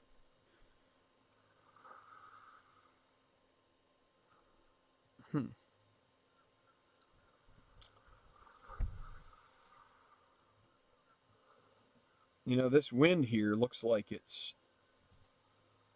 I guess there's a component to that that's pushing it to the right. All right. So again, so look at this. This is where the target is. I'm going to click swing. Okay, that one's fine. All right. Maybe it'll correct itself. Maybe I'm going crazy. Okay. Nice pin. You know, still on the edge. You know, it's at the one edge of the green, but you know, you don't have any issues. Maybe Shoffley has to come over this little jut, right? What are we gonna do here? Uh, that's what 5 yards down the hill, roughly, maybe 4. So that's 163. We'll say 155. The club. We'll say 158. I'm gonna give him a 95er, and just because of the wonderful things he does. And the slope will take it to the right a little bit, so let's do this and see how it works out. The wind is not pushing it that hard.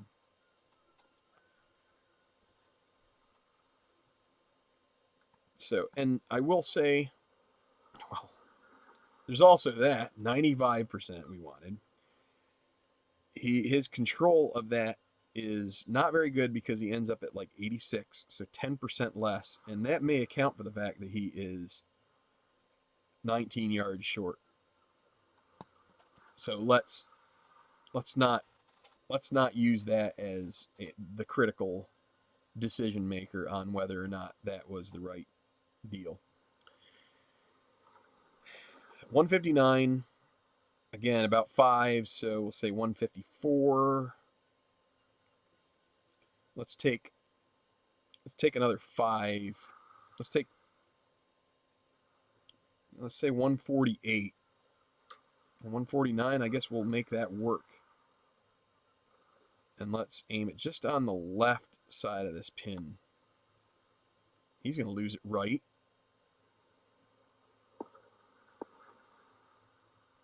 Distance not too bad. So there. You know what? You know what I just realized? Why did this change? Why did this change over? Did I click something?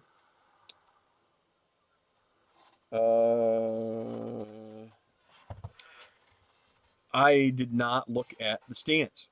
So you see, looked like the wind was straight behind, but he ends up over here, and he only missed it 1.3. Well, the reason he did is that your stance was so stark, the ball was so far below your feet that it. So I mean,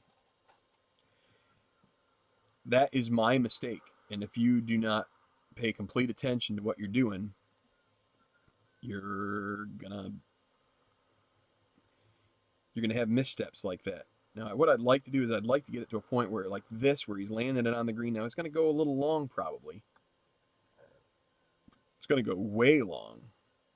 Obviously, he does not have a good short game. This is Bozelli. He completely torches that one. We're going to lag with Shoffley. This is a long putt. You don't want to leave yourself anything ridiculous. And that's a good one. So now, slightly downhill. We're just going to regular putt it with Bozelli. He'd love to get back into the par column. He was making some putts earlier, but the flat stick is not his friend at the moment, and he is going to bogey, in his reign of disdain is the main problem right now for him. All right. So again, I'd say the conditions of the course pretty receptive. The wind, it's a little bit of a pain. You know, we're getting up. What do we got? 10. We're seeing 20, 21, 22 mile an hour sometimes. Not the greatest. So this is it straight into the wind. We want to try and be left. So let's take a look. Not the greatest of birdie opportunities here. You know, you don't want to end up. You really don't want to end up here. You'd rather not be in this sand. I mean, there's probably worse places than this sand. Because again, you probably got the face of it. You could probably put a little bit of spin, get it to stop. But what you want to be ideally is right up. I don't know if you can see where my pointer is. So we're going to aim him to the left and hope he doesn't. Holy mackerel.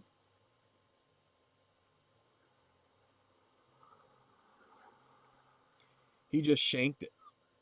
Plain old shank for old Xander. So a good round is potentially on the brink here. So let's give this guy a whirl. Still not going to stay left. So the wind is pushing that a little bit. He probably missed it right a tad too. Yep, 2.4. So neither guy is going to have a shot at this green. Now at this point, Shoffley may be happy to put it in this bunker. What we'd like to do probably is aim center of the green. You don't really have any chance.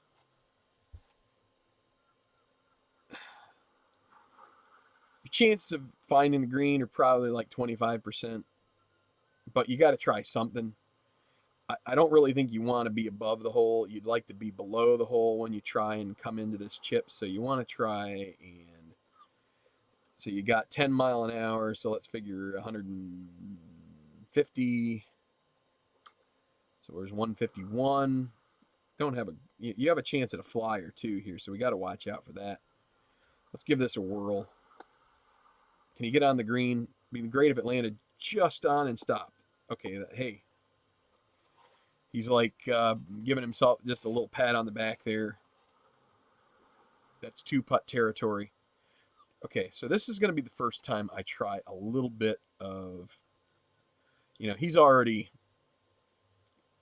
not beating Shoffley today probably unless Shoffley has a complete meltdown. So let's try a fade for him. We're going to try a 4-yard fade with a pitching wedge. Fades are tough with pitching wedge, but we want to aim. What are we doing here? This thing's starting to be a little jumpy. So I really want it to get back to about 138. I really would like to get it there eventually. So we want maybe 139, but there's a headwind, and we're going to have to maybe aim even more. So what do we get here? 150? Let's do it. So we're going to do 6-yard fade with some wind helping, and we're going to try and take this guy off of the fairway, bend it around, and see if we can get it in here somewhere close. And so this is a high difficulty shot. The chances of this going wrong, pretty high. Let's see. He's not getting around it. He actually hit it left, went straight, 5.1 left. Not a surprise. Not a surprise one bit for me. I figured got nothing left to lose at this point. Try and pull off the miracle. Nice bunker shot. He did well with that one. That makes up for some of the other ones that he was looking pretty haggard with. Okay, lag. Slow down. Slow down. Come back down the hill a little bit. Hope it's not going to. Now he's got a real tester for par, but he makes it. Center of the cup. Glad, Al.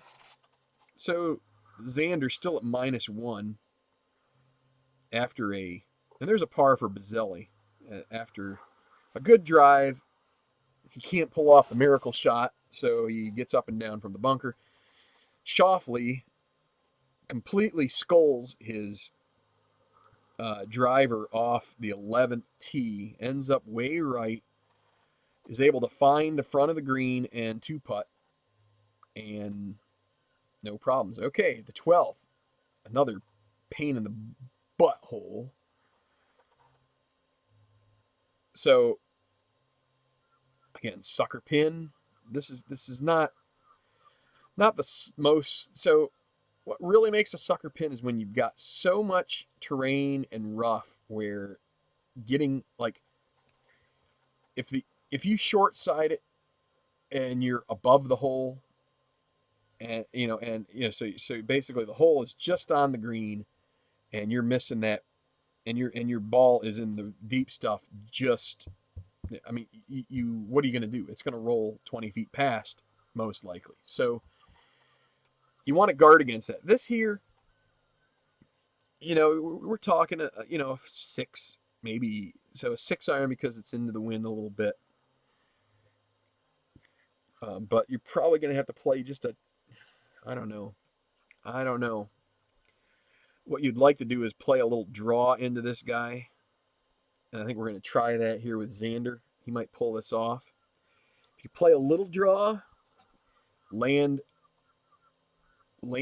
here, or well, you would really like to land like the 201. So you land it there, and then it can feed down towards the hole.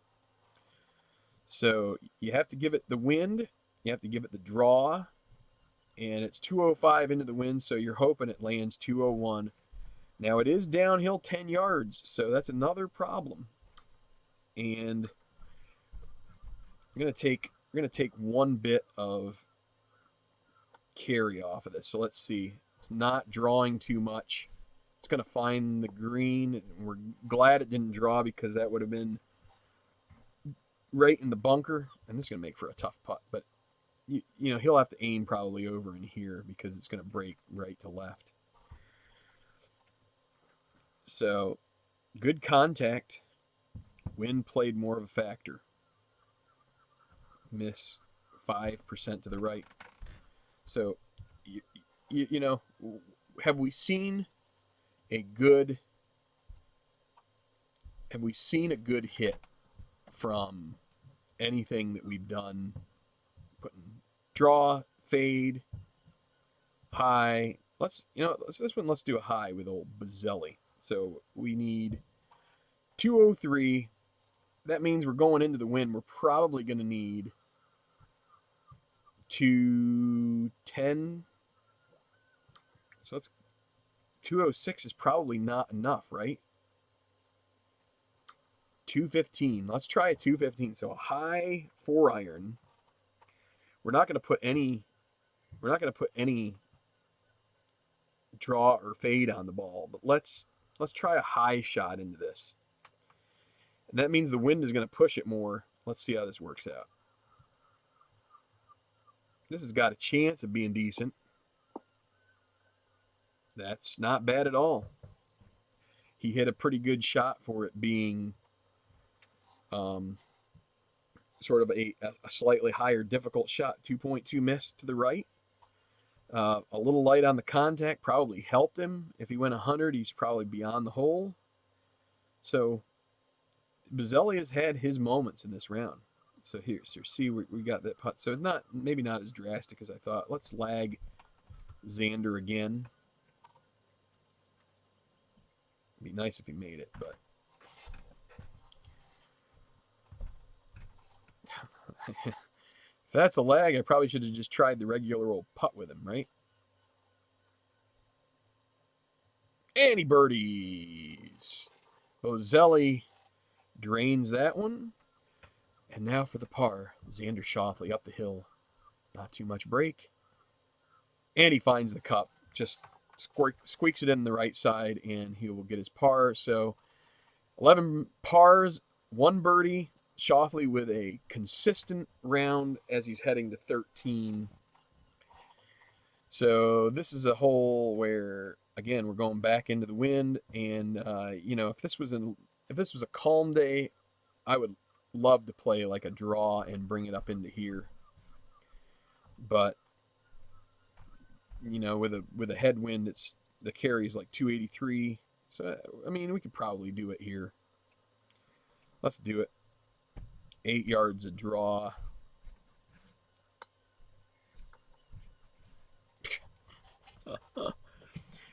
Oh, I didn't see the tree there. Okay, well that might. Let's see. I'm gonna. Oh, see, I didn't see the green. Things you learn. 289. Let's put the draw here for Xander as well. Can we do it there?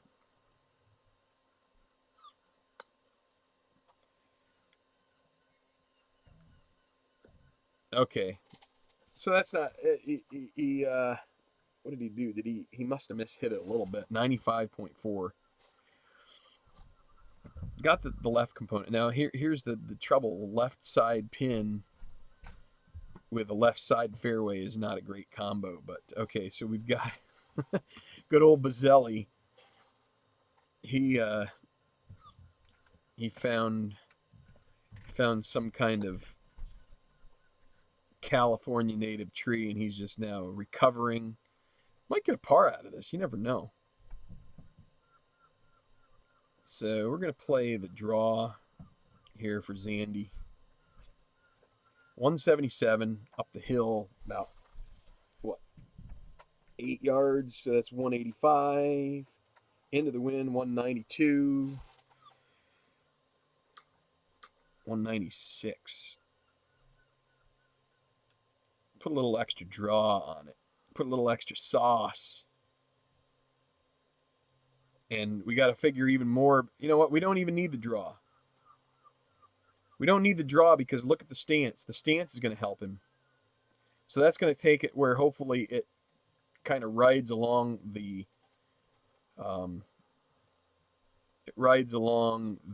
contour, like the shape of the hole itself. Let's see. So that helps a little bit. Let's see. It's probably going to go long. Do I want to see it? So 186. I'm just afraid that's going to come up too short. Let's give it a shot. Bite. Bite. Oh, that is purty. Oh. He actually took a little bit off of it, which helped him immensely. A little bit to the right. If it had been straight on, he'd be within 3 feet probably, but that was... I mean, so I'll tell you what. Just like golf, right? I'll go out there on the course. I'm going to miss hit a bunch of them, but I will be so happy when the one does what I want it to do. So that was. Let's watch this again. Or I can't go back and watch it. Can I? Shoot, I should have watched the replay. Now we don't want to aim him up there. So what do we got? Let's start him right at the pin. 130, right? Got about a 7 again, so that's 137, and then we'll put another 6 or 7 on top of that. So that's like 143, 141 on the pitching wedge. It might be a little short. Let's knock it down. Knock it down. The wind won't affect it quite as much. Now he still has that terrain effect right here. Let's try this.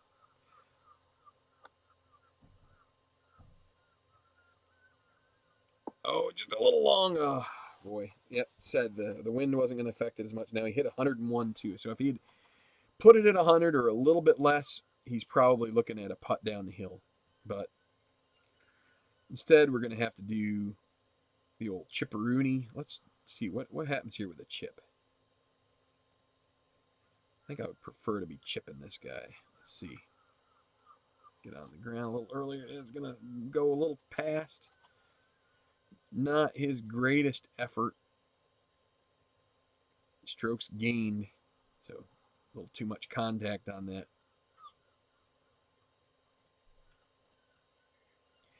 And he's up the hill. He's going to putt. Probably should hit aggressive. He's not going to snake it in. So he's going to double this one. Because he hit the tree off the tee. Remember that. Now you've got birdie putt for Schauffele. He hasn't made many of these. Not going to be aggressive, but he puts it in, and that's 2 under. So second birdie of the day, and good way to head into 14 with the headwind. So this is a 3-shot par 5.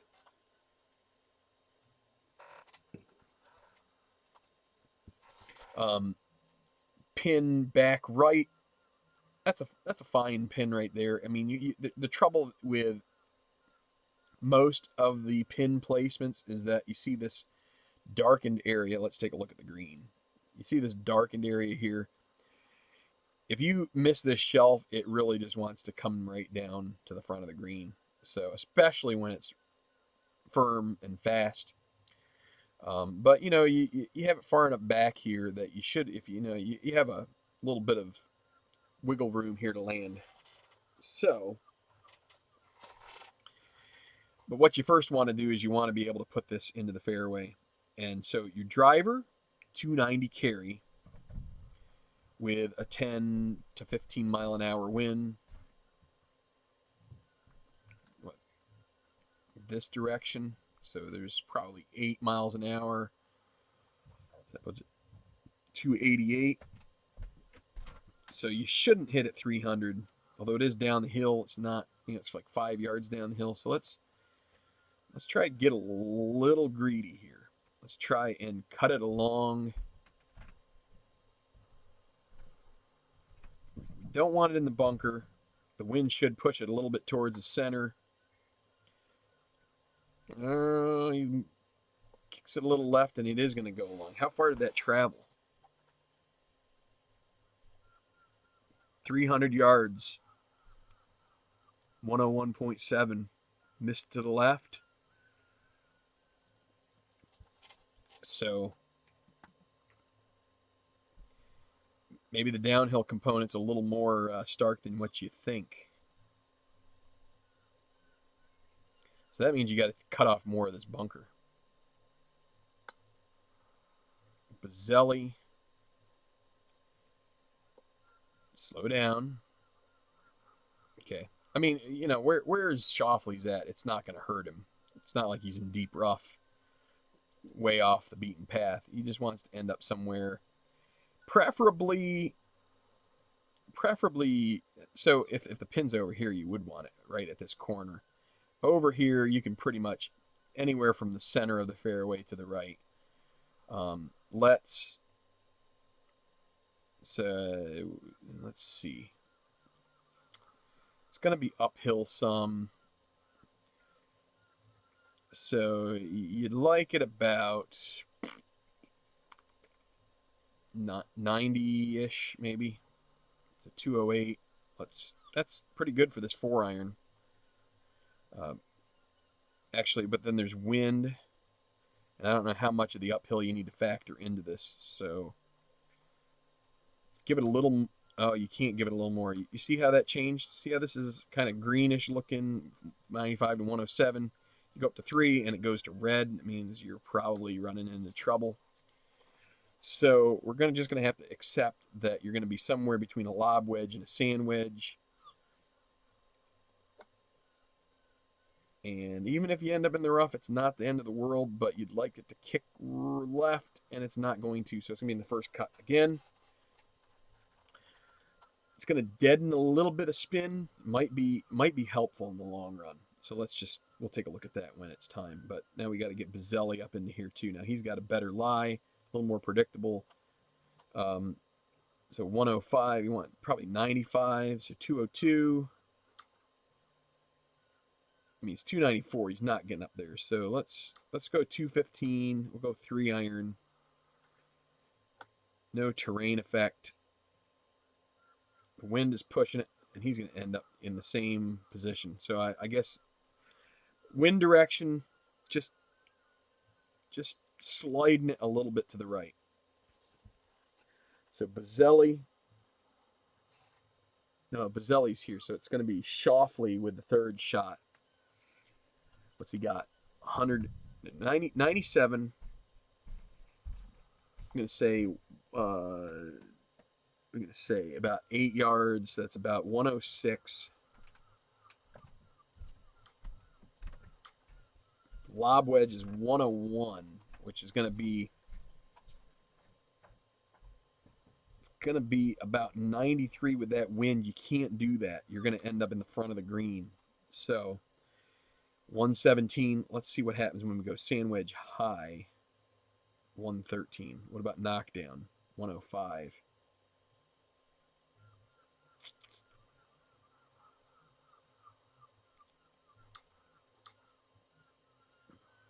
Let's try the knockdown 105. So it's 95 plus about 8. Wait, so let's say, so it's like 105 minus 8 is 97. That would be right about pin high. Now bite. Bite something. Nah, it's long. I figured it would be. It was just going to be, and so we missed it long. You hate to be short. You know, maybe this left part's the better place to be. You know, I don't know. Ooh. Ooh. Look at this. He's in the pine straw. He is going to have to punch it.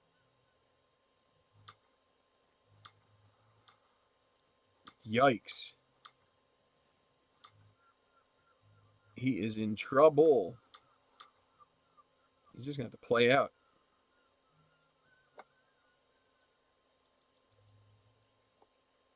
Now he's going to have to play over the bunker.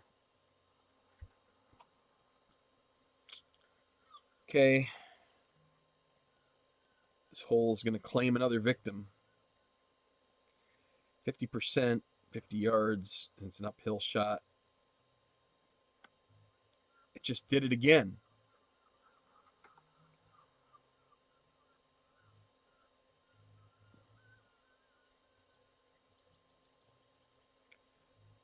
So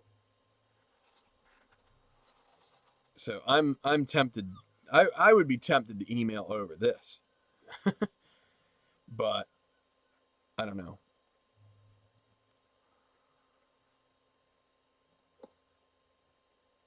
Because it swung, but in the same realm it moved the aim. Unfortunately, it hasn't done it for Shoffley, but it's done it for Bozelli every time. I don't like this. I think we're going to have to flop, and that increases some of the difficulty. But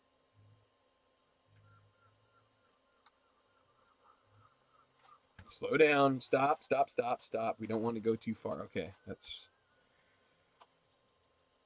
acceptable. And he sneaks it in for bogey. Would have been a par if it hadn't been for whatever fluke we're having with the aim. Hey, at Bachatter. Hello? Starting to get warm down here in my little heat box. This laptop puts off some steam, so doesn't the lamps I have.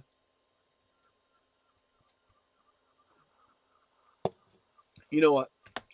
It's been a long week. It's time for the fine stuff. The Voodoo Ranger Juicy Haze IPA. Woo-hoo! Cheers, my friend. It has been a long week. I've done things at work for the first time in 6-7 weeks. Been able to go on my work site. Cheers to them. Cheers to you. Yummy. Yummy. Okay. So, what do we got here? 15th. Pin back right. Not a great one to go for, but, you know, if we end up... So, what do we got? 298 carry for Xander. You know, we don't... We just... What, okay, first off, no reason to use driver on this hole. You're hitting 104. from the carry point. You know, if you get within 110, then you're just taking like partial shots. So, you know, you want to definitely want to keep it short of this bunker. So 278 is fine. So probably 3 wood is going to be just fine. You got the wind pushing against it a little bit. So we want to aim a little to the right for the wind. And the wind is still pushing it pretty hard, and it's going to find that bunker. And he missed it left, I'm pretty certain. If he doesn't miss it left, it's going to probably kick right into there. And so it's going to inform me to just aim farther to the right with Bazzelli. We're still going to take the 3 wood. But now let's see. I haven't hit anything yet. You can see where my target is. I'm going to hit swing. Okay, it's fine that time. And he hits it on the money, maybe even missed it slight right.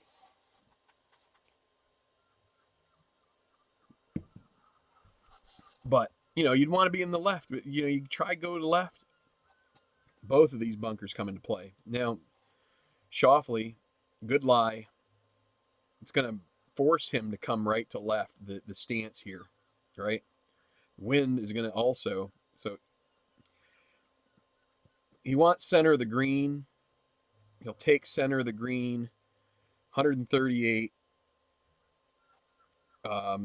It's down the hill 5 yards, so 133 club, and so basically 138. It's given us 139 in the middle range. We're going to take that. Let's swing her and see what happens. Middle of the green, a little short. Oh, and then he got the old spinach. I'm strong to the finish 'cause I eat me spinach. Popeye the Sailor Man. Dun-dun.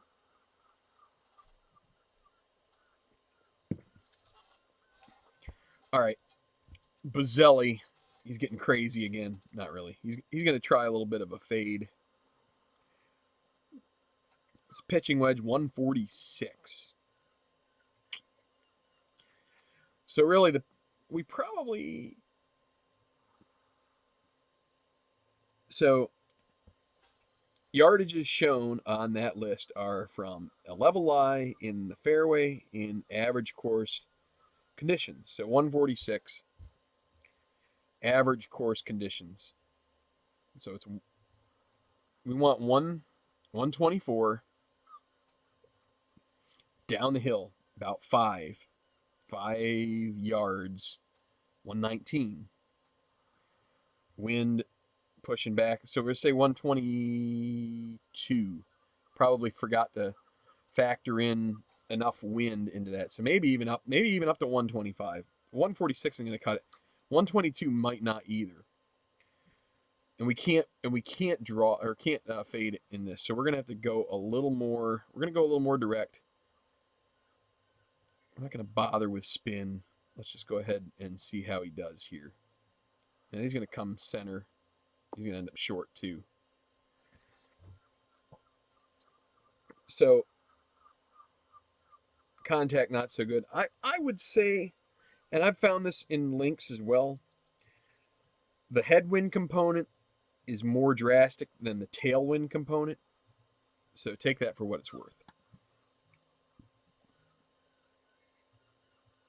Who is this? This is Bazzelli.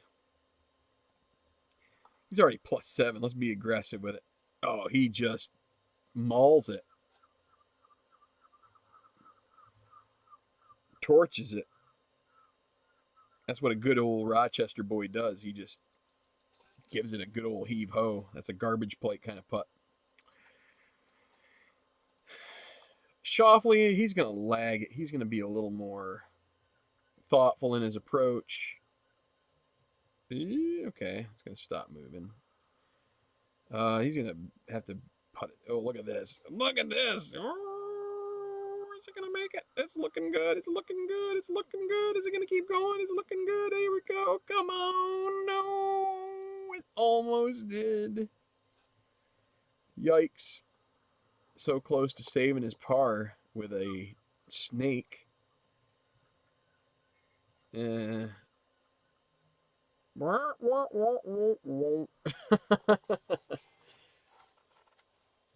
Xander with the adventure for par. Used to play, could drive good and far when I was on short. Sucked. Oh, play. What does he play? Yeah, yeah. The beard, the goat came off. No more goat. Okay, so again, we're a little bit of a tailwind here. 264, so we don't want to go. We really don't want to get down too far in here. That driver is just going to take it halfway to Kingdom Come. So we're going to aim just at this little corner here. It's gonna once it makes it where it needs to go, it's gonna kick and it's gonna roll and it's gonna end up way down there. Well, that's not so much, eh? That did more than what I expected as far as look out. Stop. Stop. Fairway. Wow. So you don't have to worry about these trees whatsoever on this pin with the ball right there. But man, I thought that thing was going to come out of there. Oh, see, I read the arrow wrong. So the arrow is pointing down. I always thought that this hole kind of pushed out towards these houses up here. But again, we're gonna, we'll give him a little more club. Old Bazzelli, smelly Bazzelli.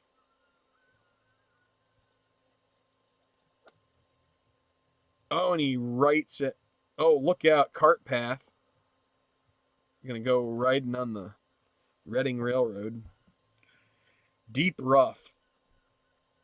Now he's gonna have an adventure. So Shoffley, still 2 under par. Good, solid round.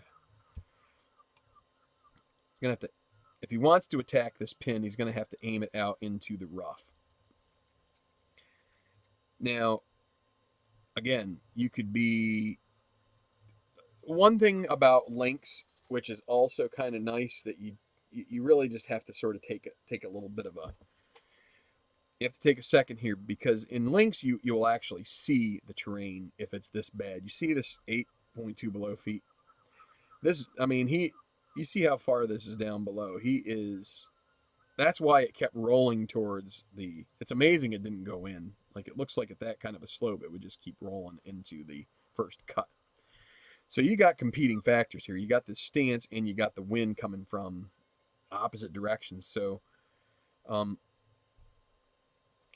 I think the best thing to do is just to plan to take it straight at the pin, and we can see whether the 8 degrees below feet will completely cancel out. I mean, given there's a chance of some accuracy, whatever. Now it's down the hill, and you got a downhill stance, so it's going to take. It's going to add a little bit of yardage because of that, and you might get a little bit of yardage add because of the wind. You're definitely going to get some because it's just down the hill. So this is saying 113. I'm going to say 103. Now we've already said the wind doesn't factor much when it's downwind, so we're just going to say 103. We're going to make this 100, and so we got 112 for the lob wedge. We're going to have to take something off of it.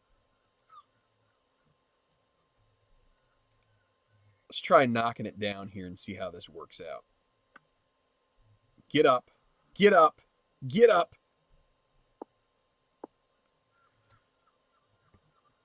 So at least with the knockdown, I would say it fared pretty well as far as the terrain effect and the wind effect. They kind of cancel each other out. Now, if we tried it with a normal trajectory shot, that makes me think that the wind component probably would win out a little bit more, in that what we would want to do is aim probably just the right side of the green here in order for it to be center, or maybe even pin, pin on in line with the pin. Now we've got Bazzelli here. He's in the, looky here. This looks like my kid's Easter basket a couple of weeks ago. So what has he got?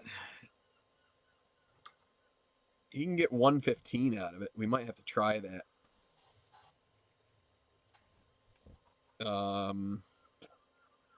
It's down the hill. I don't think you want. Man, what do you do if it's 109? It's yeah. I think you gotta hit and hope. Yeah, on this one, there's no terrain effect. Get up. That's gonna work out all right. He's center of the green. He can live with that.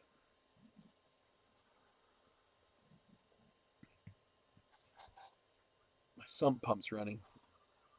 Sounded very disgusting. So, granted, we've had a couple, three shots that seem to be like anomalies where with Bazzelli only, seems like when we clicked the swing button, it also thought I was trying to change the aim down there, and so it just like went straight off to the right, basically towed it. Unless that's just figured into the game for him. I don't think so. But this was a pretty bad miss for Bazzelli. That tee shot, it went bizarrely to the right. He still has a chance at birdie here. Let's putt it. Just go straight putt. Looking good. It's. Oh, I thought he was gonna make it, but should still make par. Just bad drive. I don't think you need to abandon ship over that. Trying the lag putt. Oh, he made it. He made it. That's another birdie for Shoffley. 3 under par. I'm pretty sure I hit lag there. And that's why in History Maker Golf I have a lag roll, because every once in a while a lag intention putt will go in. Let's get the par for Bazzelli. He just creams the heck out of it, and he's going to bogey another one. He's going to be at +9. So even in not so tough conditions. All right, so 17th, I was talking about this. Famous shot. You need to go check it out here on the Tubi. It was 1970 whatever Masters, probably 78, 77, 79, one of those. I was like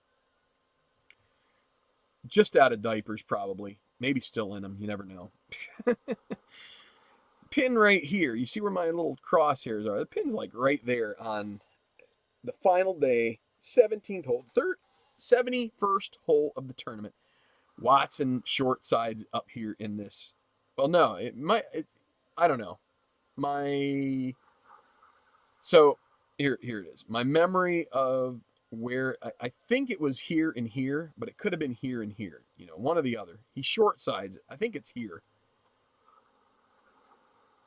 You don't get any. Well, maybe. I think it must be the pin here, and he hit it over in here between the two bunkers. And they keep remarking, oh, this thing's going to end up off in the middle of the green. And he chips it down. It lands just in the fringe. It's rolling. It's going hard. Bang, down, birdie. Runs off the hill. Forever in everybody's memory. It's like the Masters. It's one of those things that will just, that's one of the things when you've got a Tiger 15 shots ahead of another player. you don't always generate those kinds of memories as you do when you've got, you don't have, you have the Bob Tway jumping up and down. Is it Winged Foot? It's either Winged Foot or Oakland Hills. I forget which. I think it's Winged Foot against Greg Norman. So, all right. So enough reminiscing.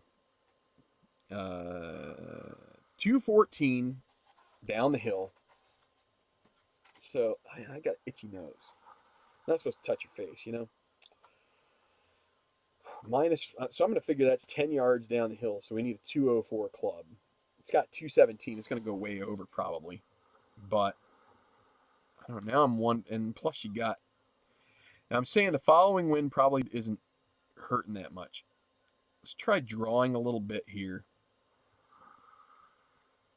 So we're going to aim over in this little swale. And what we'd like to do is have this land, let me take a look, green.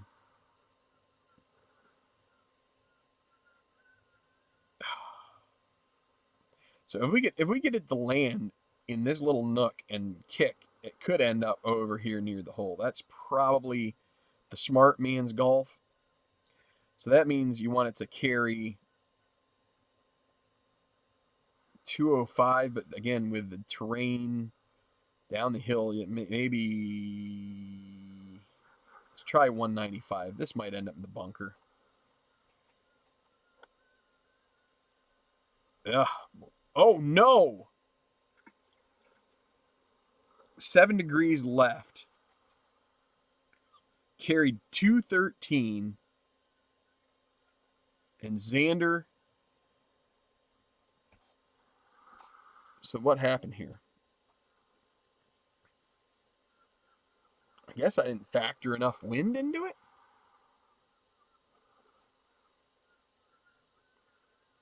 So, and I also put the hook on it. Now we're gonna drop it beside the hazard, I guess. All right, let's try it with Bazzelli here. So, see, trying to get cute. So we have wind. Again, so let's try the draw. But this time let's factor in the wind, and let's take it. What were we saying? 190 something, because it went 213, right? Let's. All right, let's see. And of course, he's just gonna leave it right. That's a right miss, so you can't get any information out of that. All right, so where is he? He's over here.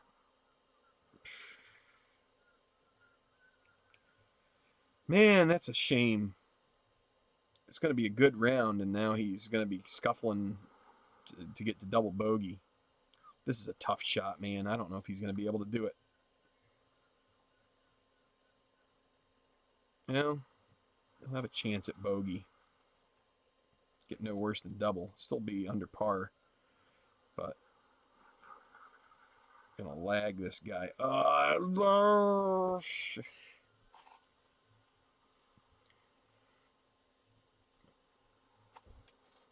So we're again. It's like you're getting used to playing the game. All right. So let's tap it in here for Bazzelli. He bogeys. Tough hole. Wow. Made tougher by the fact that Xander completely botched his drive, and he's gonna double bogey. So -1, his first real blemish, and we got the 18th to come. Bazzelli gets the tee back finally. 281 into the wind, so let's say 270 carry. So there's 270 carry. Wind's going to blow it off to the middle a little bit. You got to be careful with that.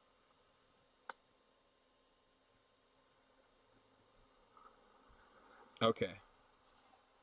Safely in there with a chance to maybe go after the green here. All right, so 287, that means 277. Let's put it right here.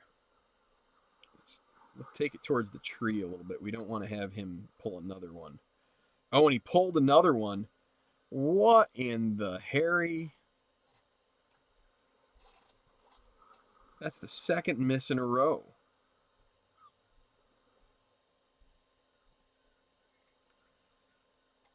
My word. That is... So, again, so I've been approaching this for the last, I'd say, 24 hours in a pretty, like, let's take a breath fashion. That's like 2 in a row, where, I mean, I feel like I factored in wind, and he just has 2, complete meltdown swings, right? And he's going to have a third one here. How far did he miss that one left? 2.7. So maybe in his traits, he misses to the left. That's a possibility. So Buzzelli, now thinking, not just me. No, he's going to have to aim over here in the bunker. Man, this, so things now, you know, yeah, that makes you start thinking a little bit. So, yeah, that wind's going to keep it back. Yeah, set up, stay first rough, cut. Yeah, okay. Because so the one on 17, I can take credit for that. I made him try to hook it, and that does add difficulty to any shot. So maybe that's on me. And this one, I don't know. I think I even aimed it closer to the tree, and he still, you know, did the. Okay, he's gonna get it together for this, but it's gonna end up in the trap. See ya, and see ya, Al. So, Bozelli.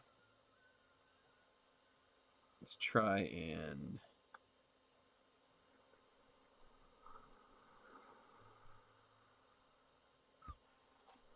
It's a shame because I think Xander's going to end up +1. And, I mean,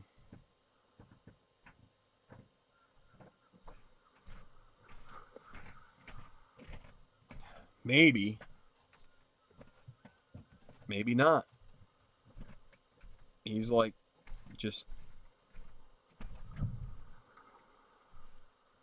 He's scuffling along here the last 2 holes. That was his 6. He's going to double. He's going to end up at +1. Oh. Could have ended well for Buzzelli, but he's going to tap in for par. That's 81. And Shoffley, he's going to miss that putt too. You're going to get the old snowman on 18. That's a memory to make. So, yeah, I think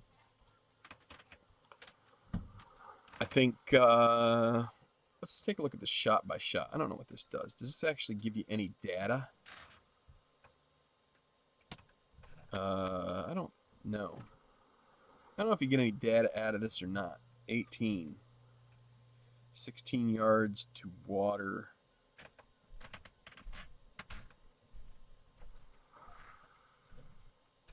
No, it doesn't. It'd be nice if it did. So it's 16 because that's where it crossed the hazard. But because it was left from the get-go. Yeah, I don't know. That's odd. I mean, I feel like that can happen. You know, I'd love to come out here again and try another round with Shoffley and see if he has a minor meltdown on a couple of holes. Maybe they have him set up to. So you can actually set this to do computer control. That'd be fun. But that's it. So, where is he? Xander Shoffley. Driving accuracy 6.4. Not good. Not great out of the sand. Putting medium. Miss tendency right plus. So his misses are to the right, and his 2 grand flubs are yanks to the left. That's kind of weird. good with the mid and short irons. I wouldn't say that he hit a lot of them close, but I wouldn't say he was noticeably bad. Long irons, a good long iron player. So okay, here you go. Preferred shape straight. So maybe for a guy like Shoffley, you really don't want to try shoving hooks in there. Let's see. Does anybody have Kepka? Straight, straight, straight, straight, straight, straight, straight, straight. Fade for Tiger. Straight, straight, straight, straight, straight. I mean,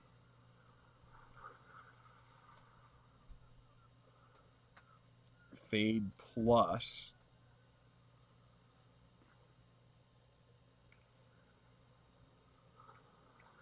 So yeah, so I mean, I have to. I'm gonna have to look at the. I'm gonna have to look at the manual a little bit, see if there's any recommendations as far as guys' tendencies. You know, if they're rated for favoring fades, then maybe you need to automatically go to the fade as their preferred shot. Um, you know, it looks like everybody's basically at a normal shot trajectory, like as the favored. So you know, you probably don't want to. But it's tough to explain. Yeah, it is a pretty nice looking game. I'd say that the graphics are pretty good for a game where you're not looking at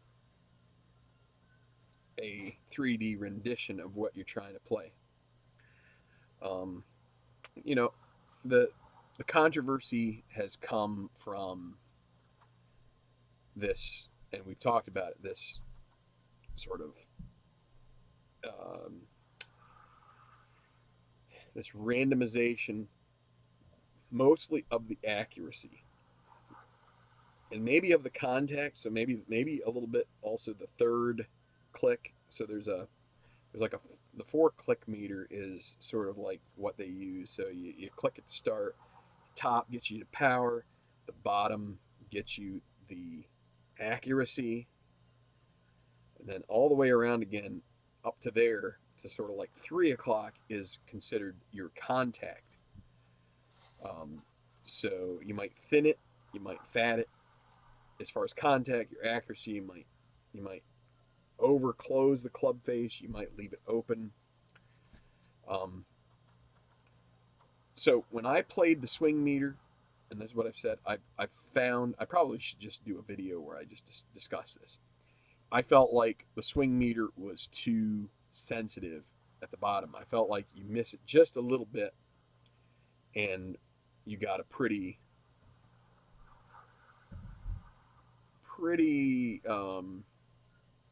eventful change in what happened. So, and maybe contact has something to do with that too. Um, so, I, I think I think it will be fun to try, and I've had good. I've had, I've had Kepka do 4 under. I mean, I'd love to see a player do like 7 or 8, be able to play them to that. Um, I think what might be the best course of action as far as like tournament play for now is probably to try and set one, maybe simulate the first 3 rounds and then set the final round to be computer controlled for like the final group and watch them play and see how they work out. Um, if I feel like if it's computer controlled and you routinely see guys underperforming compared to their competitors, then you're talking about somebody needing to probably look at the engine and figure out um, why it's not able in the regular course of gameplay produce equivalent results to what you would see when it's just game simming through its whatever simulation engine. You know, I guess I equate it in History Maker Golf um, to if you were playing History Maker Golf, and every guy that you had in your tournament there, in your final groups, you were playing them out with the regular rolls. But let's say you took that last group and you turned them all into out of contention, and then you rolled on that every time, and they kept birdieing, and everybody else was par and bogeying. You'd say this isn't realistic, and I think that's where I'm hearing some people find the potential problem. You don't think it is random. It seems to me if you hit 95 to 97%, the accuracy is really good. Um, okay, yeah, that could be. So again, this is a thing. Listen, and here I guess maybe I should wrap this up because I want to go spend some time with my. Let's just turn this off. We don't need to be hearing that. All right. You know, and this goes for I'm red in the face because the alcohol is getting to me. Whether it's ID Jester, whether it's Dave Gardner, whether it's Al Red Sox fan, whether it's me, whether it's you at home. I keep looking down here, but I mean to be looking at you. You don't need to spend the time thinking to yourself, is something wrong with this? I mean, this how do I want to put it? You know, you don't. So I don't know. I'm not sure. So, but the thing is like I'm not setting it to hit 100%. I don't think.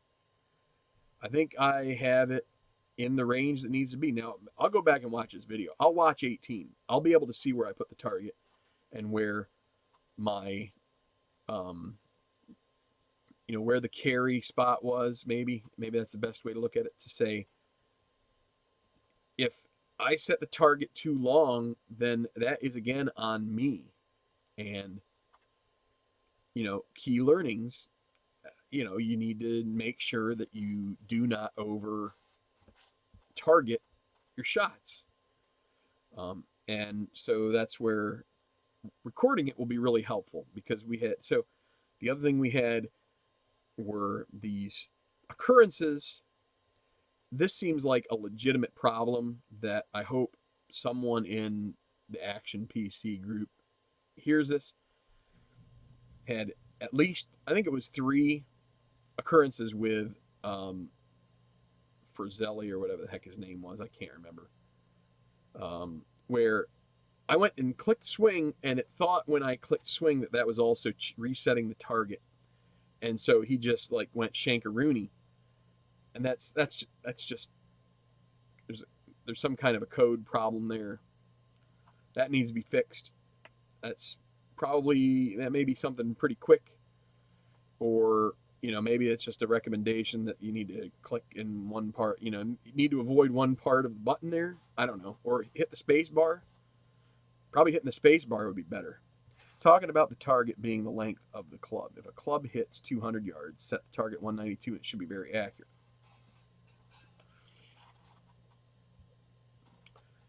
Yeah, I mean, and again, I need to look back. I need to look again at this video once I'm done here, and especially 17. 17 is I can't really judge that because I set that one to draw a good bit, and I don't think I figured that in. That's an outlier. That's a mistake on my part. Not only did I probably cause him to miss left to begin with, I also increased the difficulty of the shot to the point where he basically skank hooked it. So that's a word that I came up with. That's not the skank part. That's a real word. The skank hook is something that you do when, I don't know, you go to swing and you see somebody off there that's no distracts you for some ungodly reason. No, 18 is my issue, and I need to take a look. Again, uh, as a science based thing, there's got to be a reason that went, and maybe I set the length past its place, and if I did, then it's again on me, and I need to learn to be more disciplined with that. And because he was 3 under after 16 holes, and it was just two that he went 4 over on because he, well, shankopotamus. I wasn't saying shank. I was saying a much less reputable word. But okay, I don't want to spend too much more time. I got to take a look at the video here, find out what I did. But anyway, if you hit like, I'd appreciate it. You don't have to if you don't want to, but it's always good. Um, Long week, good week, good beer. Not quite as good since it's been sitting here.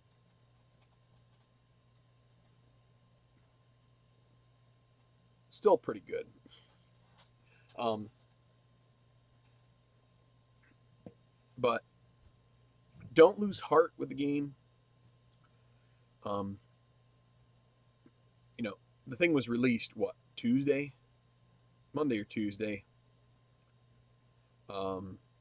It must have been Tuesday.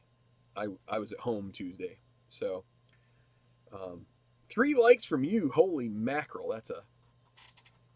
That's an accomplishment there at the chatter. But um, you know, you know the cliche, Rome wasn't built in a day. These kinds of games, and so this game in particular, I think, is a very